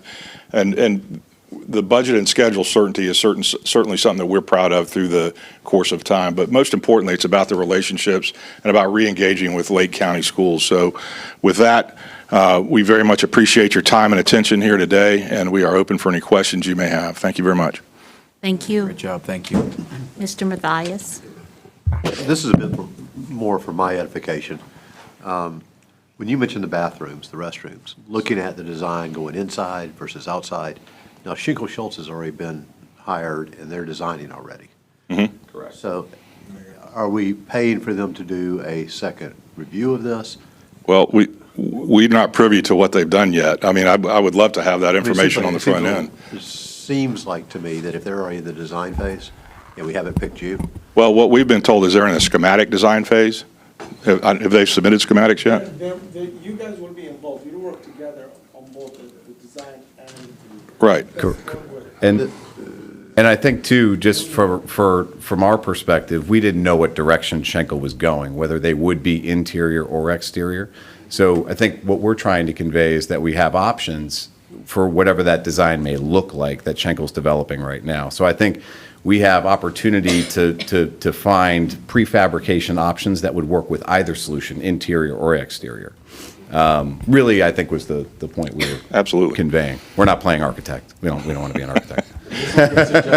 But I also think that having you on board at the same time we have the architect, before we even start the schematic phase, would be healthy. That's my point to this conversation. Most certainly. And you heard conversations, and you're absolutely right. Mr. Dudley you're building bathrooms that will support kids. Yeah. A couple kids. Yeah, we came away with that message loud and clear. That's Yeah. right. And so I really appreciated that innovative approach to looking at the bathrooms. It's just, for me, it seems like it might be too late. Or if the architect has it inside, at what point do you interject and go, hey, wait a minute, we have this other? And I think, so if they're in the schematic design phase, there still is opportunity to make the modifications. And it really comes down to balancing the pros and cons of either. Now, at first blush, we see the interior option being the most first cost-effective option. Using the modular construction. Using the modular on the interior of the buildings, correct. Going on the exterior will be a little bit more, it'll be a heavier first cost. But depending on what direction they chose to go, which we're not privy to just yet, I think also from a disruption perspective and a schedule perspective, getting this done as fast as possible so that we're not doing it while students are in those classrooms and we can accomplish it over the summer. A prefabricated option, be it interior or exterior, would be a much more efficient delivery system for that type of. Okay. Thank you. Yes, sir. You make everybody happy and just do both. No. Brilliant. Right. That won't cost anything. My question has a lot to do with how you're getting the students and staff excited about this, and and your interactions with them along the way. Yeah, absolutely. So I don't know if you can see our slides on the screen. Okay. Eric Moraes is our community engagement manager. We also every one of us play a very active role in engaging.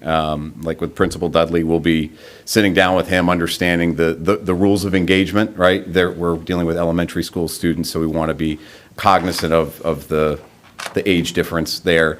So at the elementary level, some of the things we've done in the past, we just recently completed Garner Elementary School in Winter Haven for the Polk County School District. Very big classroom building addition on an active campus. So what we did is we had quarterly town halls with the students where we'd kind of go through, show them progress photos that we got the students, small hard hats, and they all kind of congregated in the cafeteria. We gave a small presentation, throughout the course of the project to the students about what we were doing, some of the challenges we were facing, but it didn't require them to walk on site. Now, conversely, at Bartow Senior High School that we remodeled for Polk, they had the ACE program. They had the Academy of Engineering and Construction at Bartow. And we were able to have those students, we partnered with the director of that program. Those students joined us at every OAC meeting.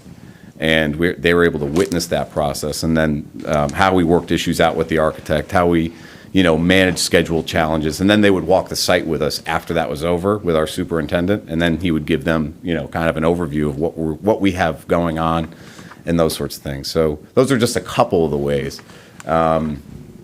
Certainly, we have plenty of construction academies in the Yeah. district. It'd be great to see, maybe they're not necessarily students at this school, but great opportunity to see what's happening. Yeah.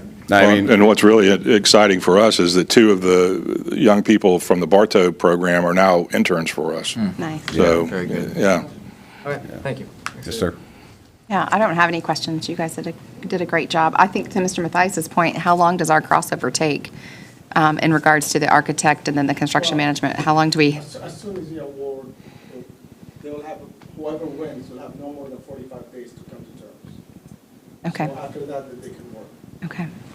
It is interesting, just the thought process of even the cost versus the quality of the materials versus all the things. I know you guys coordinate a lot of that. Yes, ma'am. During Yes. that phase, so, cool. Thank you. Perfect. Great presentation. Thank you. My few questions are all going to be around the fencing and just securing the site and kind of the phasing. I know Principal Dudley couldn't be here today, so I went out there last week. It's my school. I went to this elementary school, so very excited to see this addition.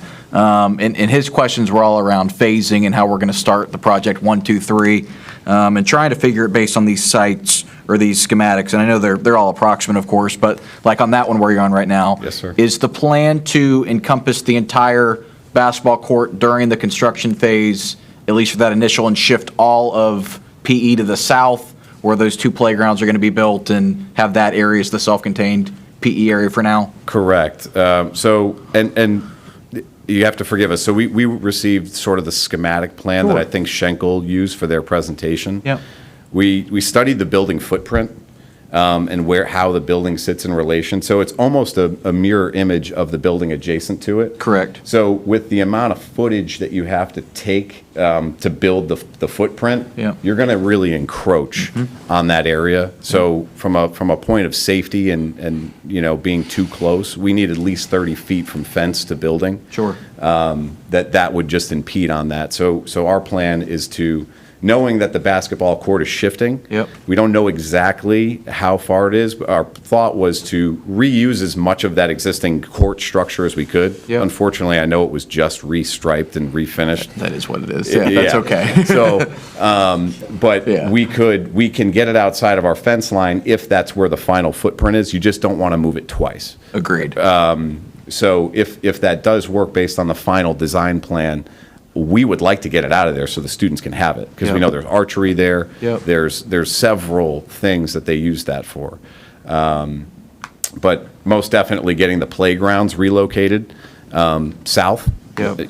to their final resting location. So that's done. You touch it once. Yep. And they have full access to it. And then what about, go ahead, I'm sorry. The other thing is that we really don't need all that space to the right, Yep. but we don't want the kids crossing the Agreed. construction path. So we Yeah. couldn't, that was the best option we could come up with without having the input of you guys. All good. And same thing with the existing covered PE pavilion inside the box for now. Would the plan be to delete that from the beginning or remove that from the beginning and work around it? Or what are you guys thinking initially from there? Same thing. Yeah.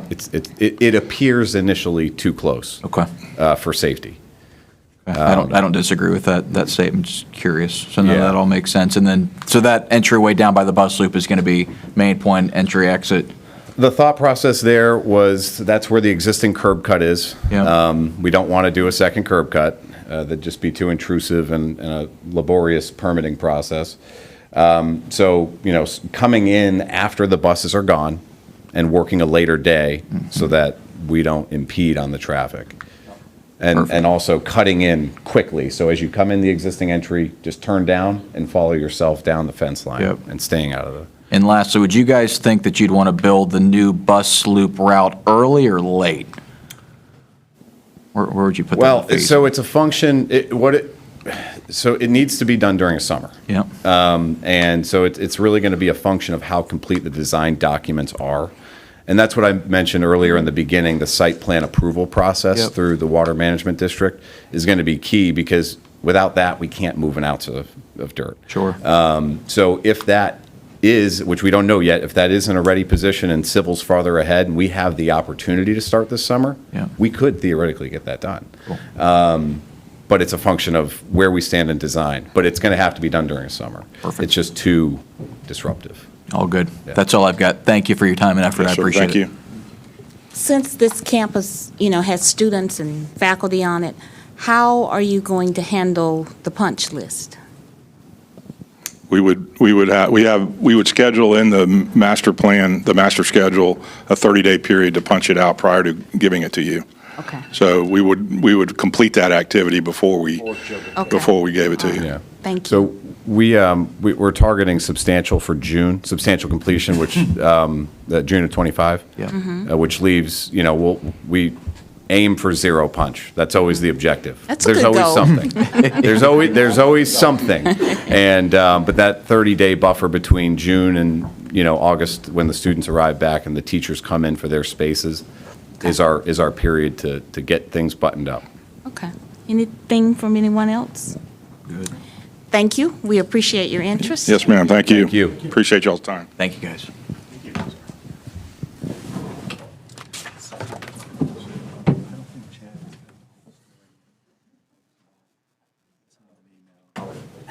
So I'll check with him. Thanks, guys. Thank you. Appreciate it. Is he here today? He's probably in his office. He's here.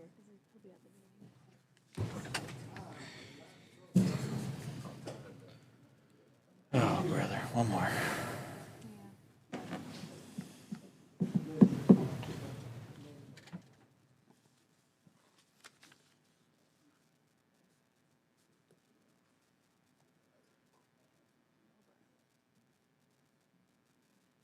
Last but not least. We have Wellboro. So you're going to have 20 minutes to present, followed by 10-minute Q&A. I will give you a couple minutes to introduce the team, and then I'll start you on the clock. When you speak, please speak into the microphone. You have this microphone to hold, and then you have also these two for, okay? Let's do the quick introduction first. Thank you. All good. While Jeff's handing it out, we'll do quick introductions. I'm David Zizek, I'm our pre-construction director. Hi, I'm Debbie Rodriguez with Competitive Edge Partners. I'm Brian Walker, Senior Project Manager with Wellbro. Seth Spires, Superintendent for Wellbro. And Jeff Carter, Operations Manager, Wellbro. You ready? Ready? All right, 20 minutes on. All right, thanks everyone for having us out here this afternoon. Excited to be here, excited to be part of the Villages Elementary School of Lady Lake. Talk about this project, a little bit who we are. We're a Wellbro Building Corporation, 100% employee-owned company, so each one of these people here today have a dog in the fight, going to make sure everything is there to make sure we get this job successful. But more importantly, we're 100 people, employees that are part of this corporation, and you got a very stocked bench there alongside a lot of education experience here. So our work with the selected architect, Schinkel Schultz. We have over 20 years of experience with this group. We've done design build projects, as you know, Lake Mineola High School additions was with Schinkel Schultz. We've done ground up experience with OCPS, Volusia County, Brevard, Osceola, you name it. We've done a lot of work with Schinkel Schultz here. Here's a couple on the board here. Lake Mineola was the past one. Present, we're looking at OCPS Site 47 Elementary School, and currently right now working on the Site 97 with Orange County Public Schools with Schinkel Schultz, and hopefully to add Villages Elementary here as well. So who we are, again, my name is Jeff Carter, Operations Manager for the group. I'm going to make sure these guys have all the resources they need to make this job successful. Make sure they're checked up on every day, and we all love them. And alongside we is Derek Bennett. He's a Senior Vice President. He's a Project Executive for Wellbro. He is a Lake County resident as well. Again, I'm David Zizek. I'm our pre-construction director. I will be working with your team through design and into the GMP. I've worked with both Shingle-Schultz and Lake County on the Lake Mineola project. I'm familiar with all of the design standards and look forward to working with you. And I'm Brian Walker. I'll be your project manager on this project. Been with doing school work for about 15 years now. I'll be working, I'm a Lake County resident, born and raised here in Leesburg. Michelle Whitehead will be my assistant, and she's also a Lake County resident. I'm also Seth Spires, superintendent for Wellbro. I'm also a Lake County resident, but also what I bring is also Aaron that I'm going to bring with me. He was a former South Lake High School student, sorry about that. He is now one of our employees, and he's worked his way all the way up from just learning just basic trade all the way up to becoming a field engineer. So great story too. We had Seth out here for the ACT job fair this past week. Found some good candidates here that are going to work with us this summer. Hopefully put one on Villages Elementary School because, you know, ACT's something we're big on too, and I'm going to turn it over to our partner here and her passion for it as well. Thanks. I'm actually a former chairwoman of ACT for 2.5 years, which is, for those of you that don't know, it's your Academy of Construction Technology program. And I'm Debbie Rodriguez. I'm actually the CEO and founder of Competitive Edge. And we're going to be doing safety on the job site, along with many other things, but we'll talk about that later. And Jennifer Rodriguez will be our safety director that will be delegated to this job site. Oh, it's me still. So we're committed to success of Lake County. We sit on multiple, Jeff and I both sit on advisory boards. I live right outside the skirts in Winter Garden. I tell everybody if you just turn the corner, I'm in Lake County. But just some of our awards, we were 2024's Subcontractor of the Year for ABC, the Association of Builders and Contractors. We have always STEP is our safety it's the very highest degree of safety, which we'll talk more about that later. We were also named the 2022 finalists for the Don Quixote for the Hispanic Chamber of Commerce. And then we were actually the winners in 2023, which was a very huge accomplishment. And then we'll talk more about what we've done for Lake County itself in the next couple of slides. And one of those advisory boards she's talking about is Leesburg High School. Seth and I are fully involved there and just spent the Christmas break over there helping rehab their building there. So let's go into the presentation agenda. So this is the agenda that you gave us. So we'll start out with, the knowledge of site, overall approach, construction material costs, and the project coordination and safety. Start out with knowledge of site. So we know that this is a Shingle-Schultz project. It's going to start this summer. Classroom addition of 12 classrooms, 240 student stations, renovation of the classroom building, 400 restrooms, and a little bit of renovation there in the admin offices. Enhancements to the front area of the school, new PE pavilion and new playground, and then we'll do some improvements to your parking area and to the bus loop. So doing a site visit there, we wanted to also encounter to see what was around us, what we'd be dealing with so we could be good neighbors as we got this construction underway. And so we also know this will be an occupied campus. And then around us, though, is all retail, and it's the back of house of the retail. So that definitely will be something that we keep in mind. And then also just the communication as the job goes underway. So similar project experience to what we're talking about today. Brian just wrapped up this past year. This is Woodward Avenue Elementary School. It's in Volusia County. Prime example of what we're doing here. It refigured the bus loop, added parking for the parents, new playgrounds, new pavilions, renovations within the existing building, as well as a new classroom addition. And the bonus part for these guys that know what they're doing in this kind of capacity is it was an occupied campus throughout the full project. So taking that experience from that as well as the many other projects that they've done, this is the right team for you today. So these guys, they've already told you, Lake County residents, they understand the world out here. They know where to talk to with utilities. They know who to talk to through the group out there at Lake County. We've worked with Lake County Public Schools here in the past here, so we understand what's at stake here. We understand what we need to do to make sure this job is successful here. So let's go over the overall approach and methodology.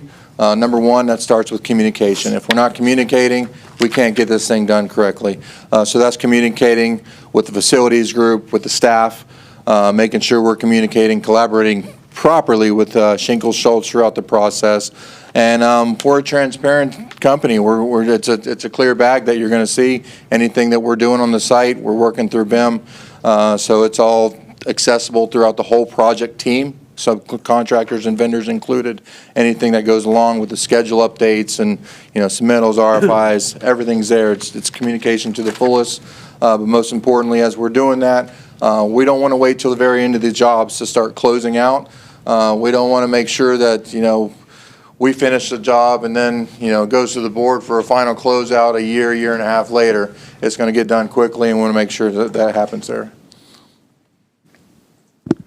And the collaboration for us starts in pre-construction communication. This is actually one of our communication tools you have in front of you. It's called a budget modification log.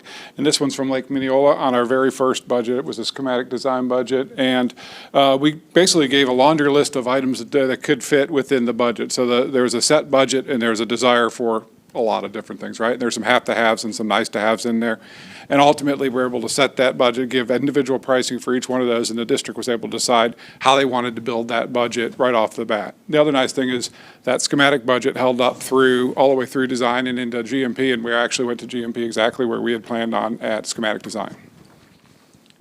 And then the best part about that, as we were going through that, just the planning of the project team, quality control, and keeping up with David's plan up front with Shinkle Schultz, we were able to actually even, save some money with the quality control out there, and then return that back to Lake Mineola High School to provide that new marquee, provide some new parking, put it back into the program where it rightfully belongs there. So Bob Armstrong, he's our quality control specialist. He's been with Wellbro since 1997. It's a very long time. He eats, sleeps, and breathes construction. So he's going to be there during the pre-installation meetings with Seth, with the vendors and the subs. He's going to be there for the mock-up, any kind of pre-inspections we need to do, testing. The guy's going to be boots on the ground there, making sure everything's passing through there. Alongside of that, wants to be out there making sure all of our separation with the students throughout the campus, we maintain those during the whole construction process. And then just being that first line of defense for us. So one of the other things that we do before we ever put shovels in the ground is we do our pre-plan. So we'll get the team together, we'll go through our coordination, go through the schedule, go through the budget, look at any of the site logistics, utilization plans, and then just kind of go through it, look at any challenges, and come up with solutions to those challenges. We know that this project's going to be a phased project, so looking at the different phases and what we need to do in order to keep everybody safe, to keep that separation from the construction activities and the school activities, minimizing the traffic, any traffic problems or anything like that.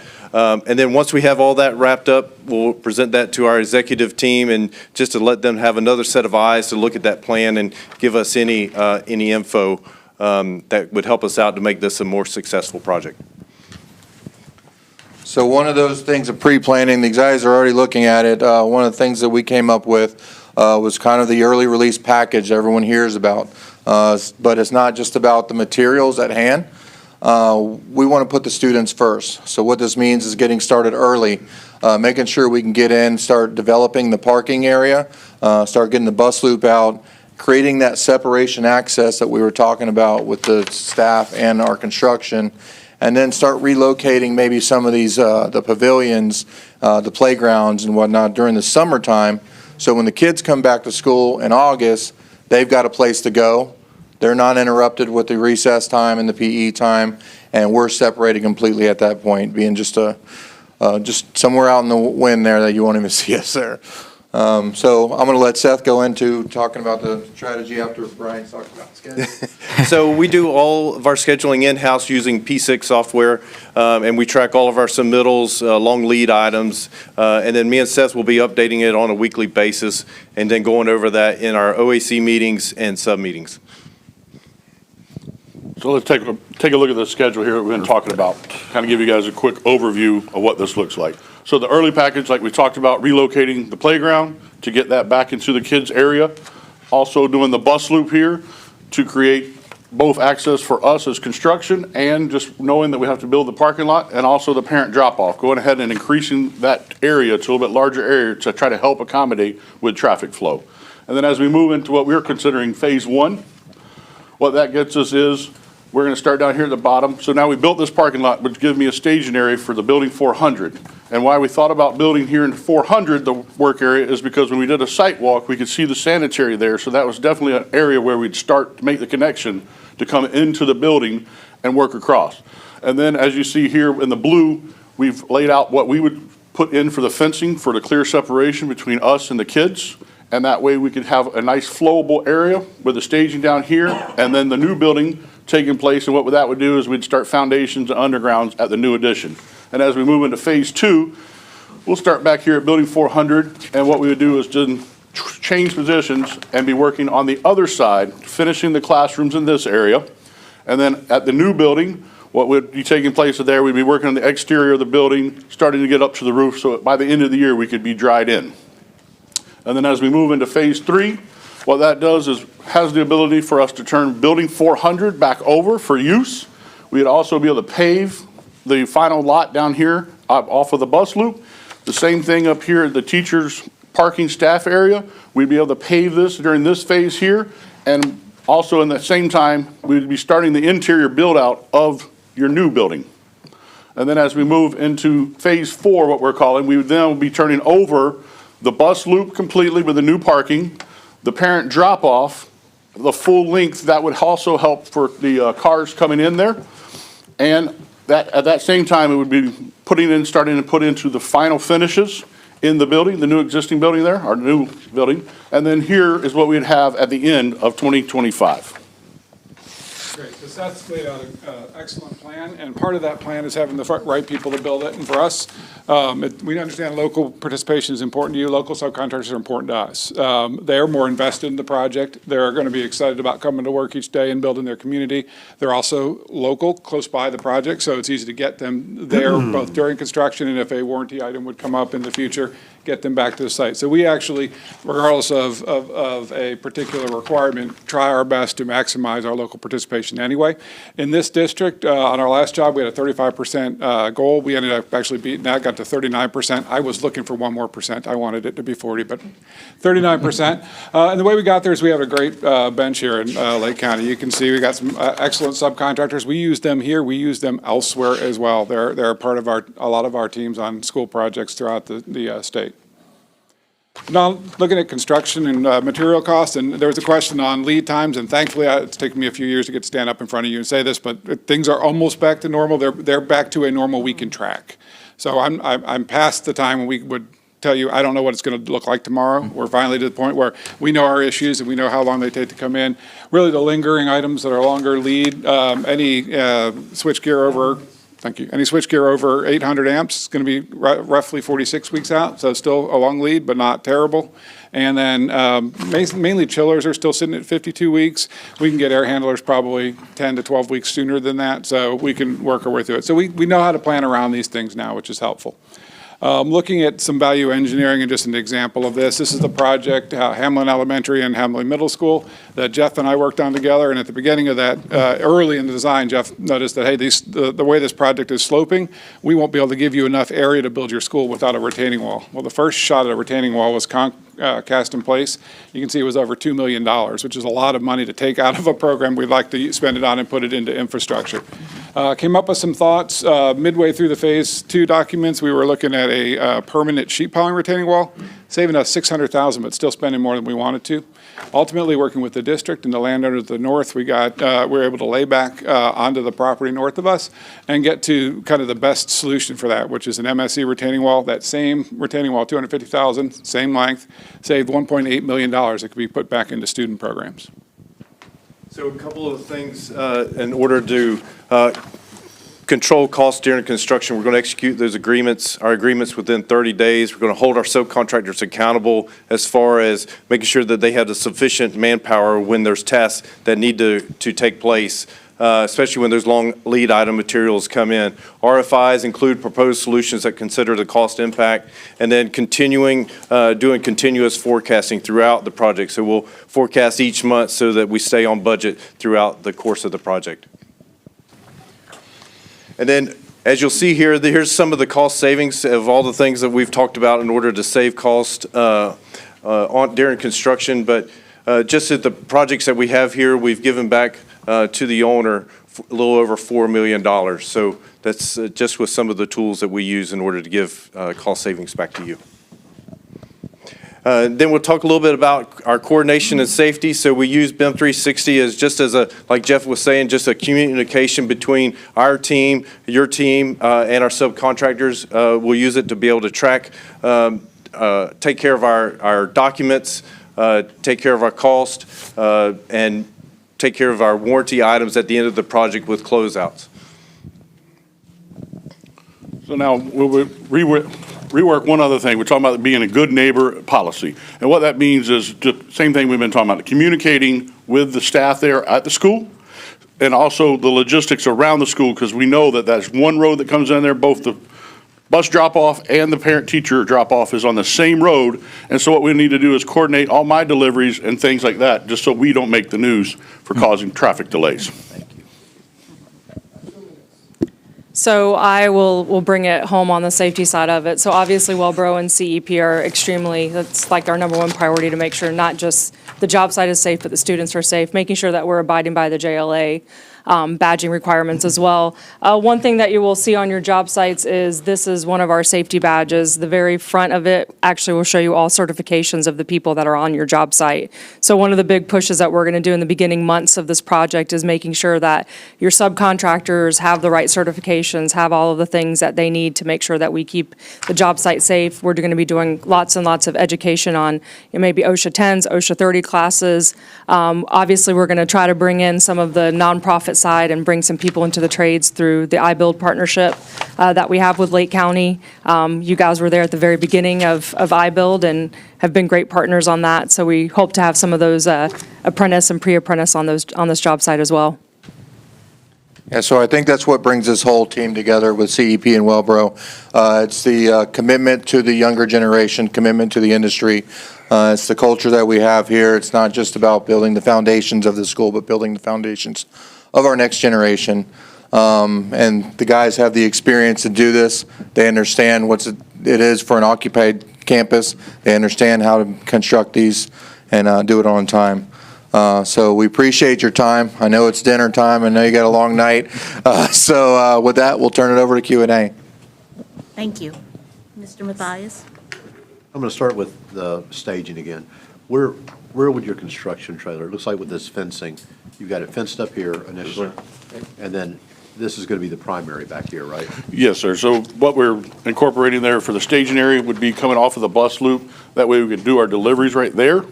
And then that would be where we would set the office up, because we have a very small, narrow way around to the site, to where the physical work is at. But I'm a builder that does not build from the trailer. I'm going to be inside those buildings, walking and checking on things. And then, do I understand that you're working right now with Leesburg High School in our construction academy? Yes, sir. And you don't have any work right now in Lake County, is that right? No, sir, not me. No, sir. I appreciate that a lot.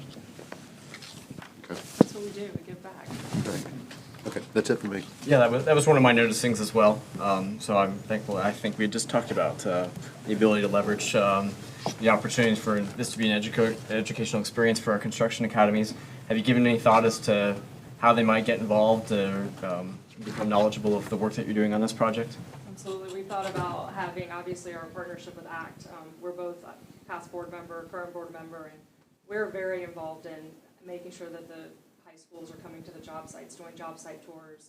If we have training, later in the day, having them part of that training process, getting their OSHAs, their first aid CPRs. So I think that we will work throughout this entire project, seeing where those students can come in and start getting that experience.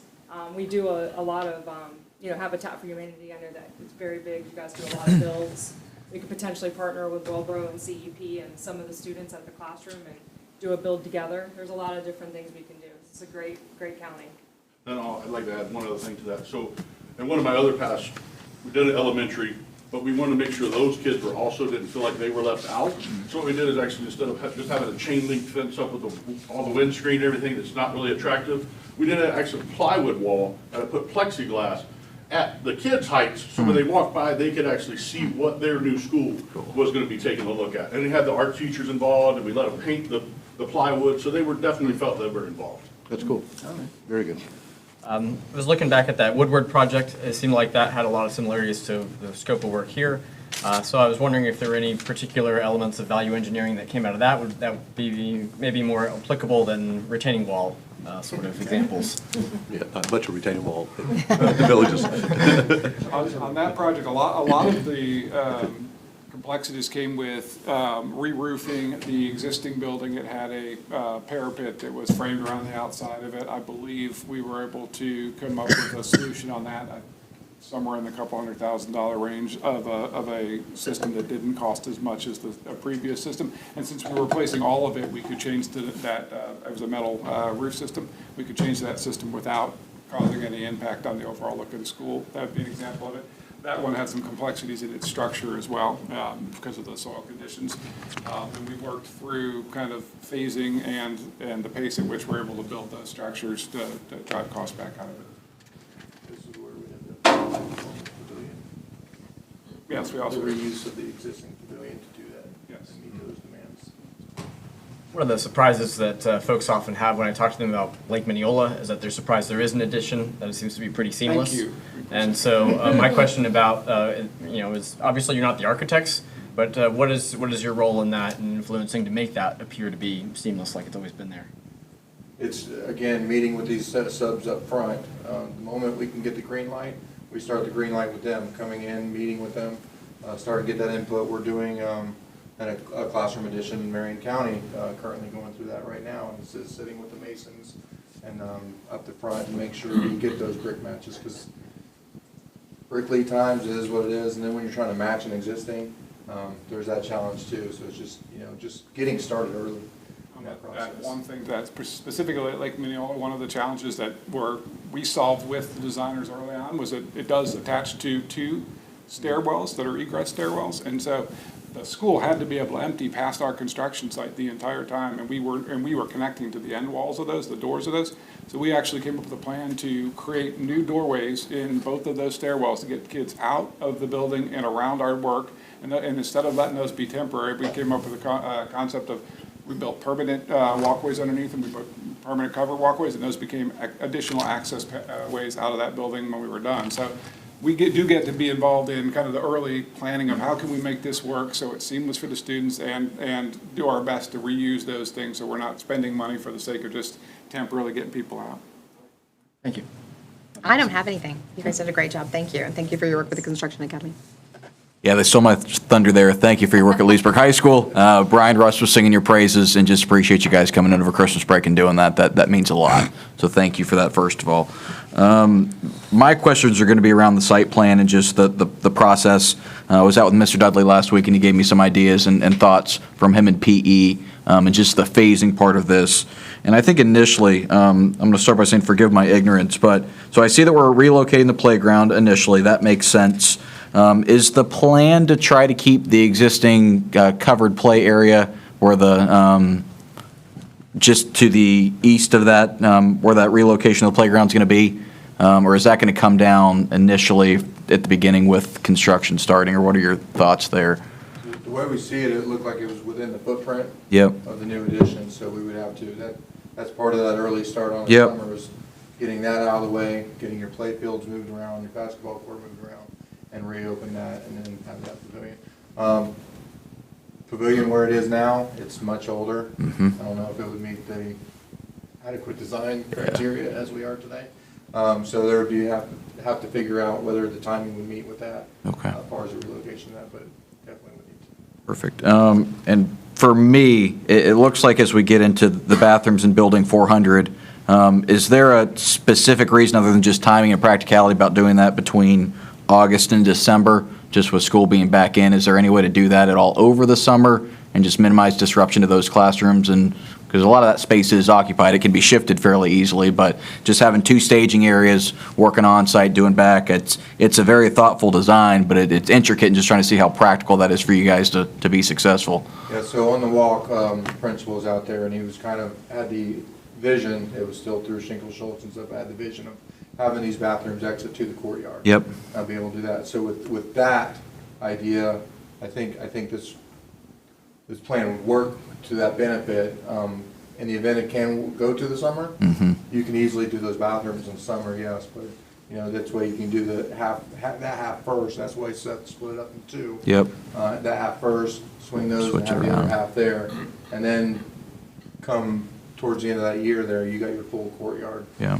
With bathrooms there, because I know that was kind of the emphasis of his too, is to kind of pretty up the courtyard a little bit. Sure. On Phase 1, August through October, similar question, but with staging area being that far to the south, and then kind of working your way around to the actual building, that's practical? I mean, I know you're going to be on-site doing it, but is that, it's creative, it maximized play space, so thank you for that. That's what we took into consideration. The principal was very adamant that Yep. he needed his play area. We understand elementary kids need to get that energy out. Yeah. I have a 5 or 6 and 7-year-old now, Yeah. so I can appreciate that. You know it all too well, okay. Yes, sir, but we could also, the same thing, is the reason I'm not giving up the parking lot right there in the north park is because that would be considered more of on-site staging. That would be things that were going up in the next couple of days. Okay. We could get it up there and it wouldn't be, oh, we're waiting on more block to get around here. No, sir, we would definitely keep it flowing. Sure. But we want to take up the less impact of the play area. Yep. No, appreciate that, just making sure it's practical for you guys to get it done efficiently for you all. That's all I've got. Thank you, great presentation, I appreciate it. Thank you. I don't have any questions, but rather I have a little gratitude to express. Shingles and Schultz and Wellbro built Sorrento Elementary, and I was the principal. And I was out there with I don't think anybody was there, but I was. I was there a semester with you in a portable, and you made it a very rewarding experience. I do have a question. I have a little that they sent me after the school was built as a principal, a little metal thing that has an outline design of the school. It's one of my prized memorabilia that I actually still know where it is. So if that's something that, yeah, it's a little. Silver point? Yeah, and it's in a nice velvet. Is that something you still do for the principals? We haven't in a while. Okay. Yes. It was a great idea, and I feel that Mr. Dudley would very much like to have one of those. What year was that? What year was that? 2012, I believe. Did you say 7? Oh, you know what? I forgot to count the years before I went to Carver. Okay. I was there for a few years. Okay. All right. Yeah. But thank you. You made it a very good experience for me. And we appreciate your interest in Lake County. Thank you very Thank much. you. Thank you. Thanks, everyone. Thank you. Appreciate it. That's theirs. That's theirs. I haven't seen her in forever.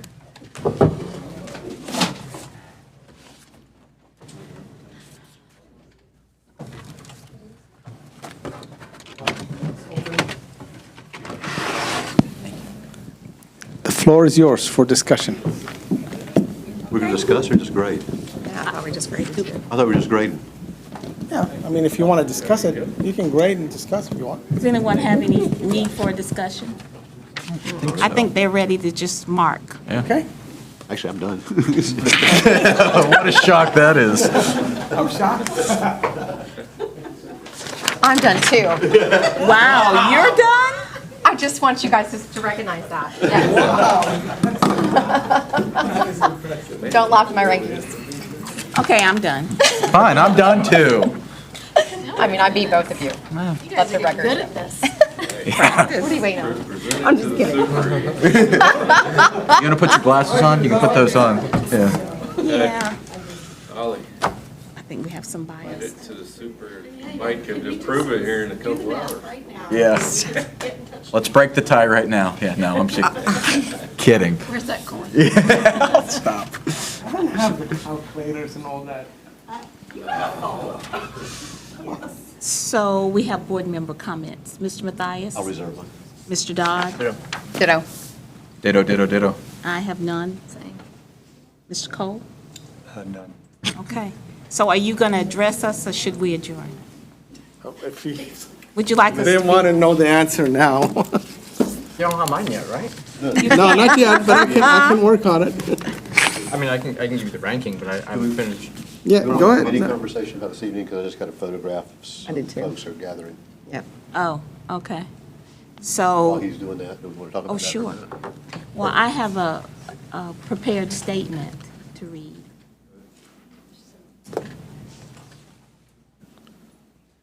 Do what? Can we talk We're about it? still live. Okay. Yeah, he said we can talk about it if you want to talk about it. Yeah, even if we notice. So,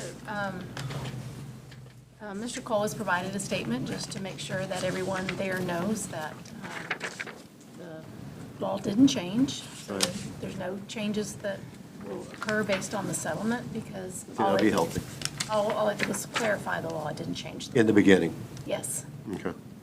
And then are we going to, since it's not an agenda item, are we going to exercise board policy and limit the amount of input? She has to break the time. Sure. Not had need to do that, so it'll be up to the board as to whether or not. Okay. I'll acquiesce to the chair, but I think- Well, I want the will of the board, so. Not important. You have thoughts about that? The fact, that mainly because the fact is it's not agenda, it's not an agenda item. No. Then I am in favor of limiting. Okay. Did everyone hear Ms. Matthias's comment? Yes, I kind of heard it. I get the gist of it. Okay. So is that the feeling of the majority? I agree with him. Say something, guys. I guess I'm interested in knowing, is it 3 hours of debate or is it 37 minutes? Like if it's, or 36 minutes. If it's 36 minutes, then just let the two people go, you know, but if it's. Huh? Well, each person. Just trying to see how much is, I know, but like if. You mean wait until we see how many cards we Yeah, I guess I have? want to know what we're dealing with. Like, if we're talking about 4 hours of public input, or are we talking about 36 minutes of public input? Because if so, I'm not going to push two people. I to agree. the end. I agree that we're going to have that opportunity to see the crowd. I just want to be prepared I ahead think of time. that was given, we look at the size of the cards, how many there were. Yeah. I don't know exactly what the threshold is where I'm dealing, but, you know, I trust you. You're the chair. That's why we elected you. Thank you. Hopefully Okay. the statement will provide some assurance to I anyone think who so, thinks too. Sure. that the Yeah, board that- might even consider taking any action. It would be illegal for us to do so. That's right. Okay. We have a very well-prepared statement. Thank you, Mr. Cole. So Okay, so it is 30 of us. 6, 10, 15. Yes, sir. And it's at the other building, right? I mean. Yes. Okay. So there's your one. All right, we have a winner, actually. We have a clear winner. No time. No was tie quick. today. Wellbrook. Yeah, I knew that was what you were going to say. nice. And then in second place is Dag, then third AD Morgan, and then fourth is Horace. Okay. Okay. I missed that, I'm sorry. Wellboro is number one. They got 7 points. And then Dag got 9. And then AD got 15. And then Horace, 19 was the last. Okay, All right. thank you. Happy? Thank you. Meeting is now adjourned. So this will be on that.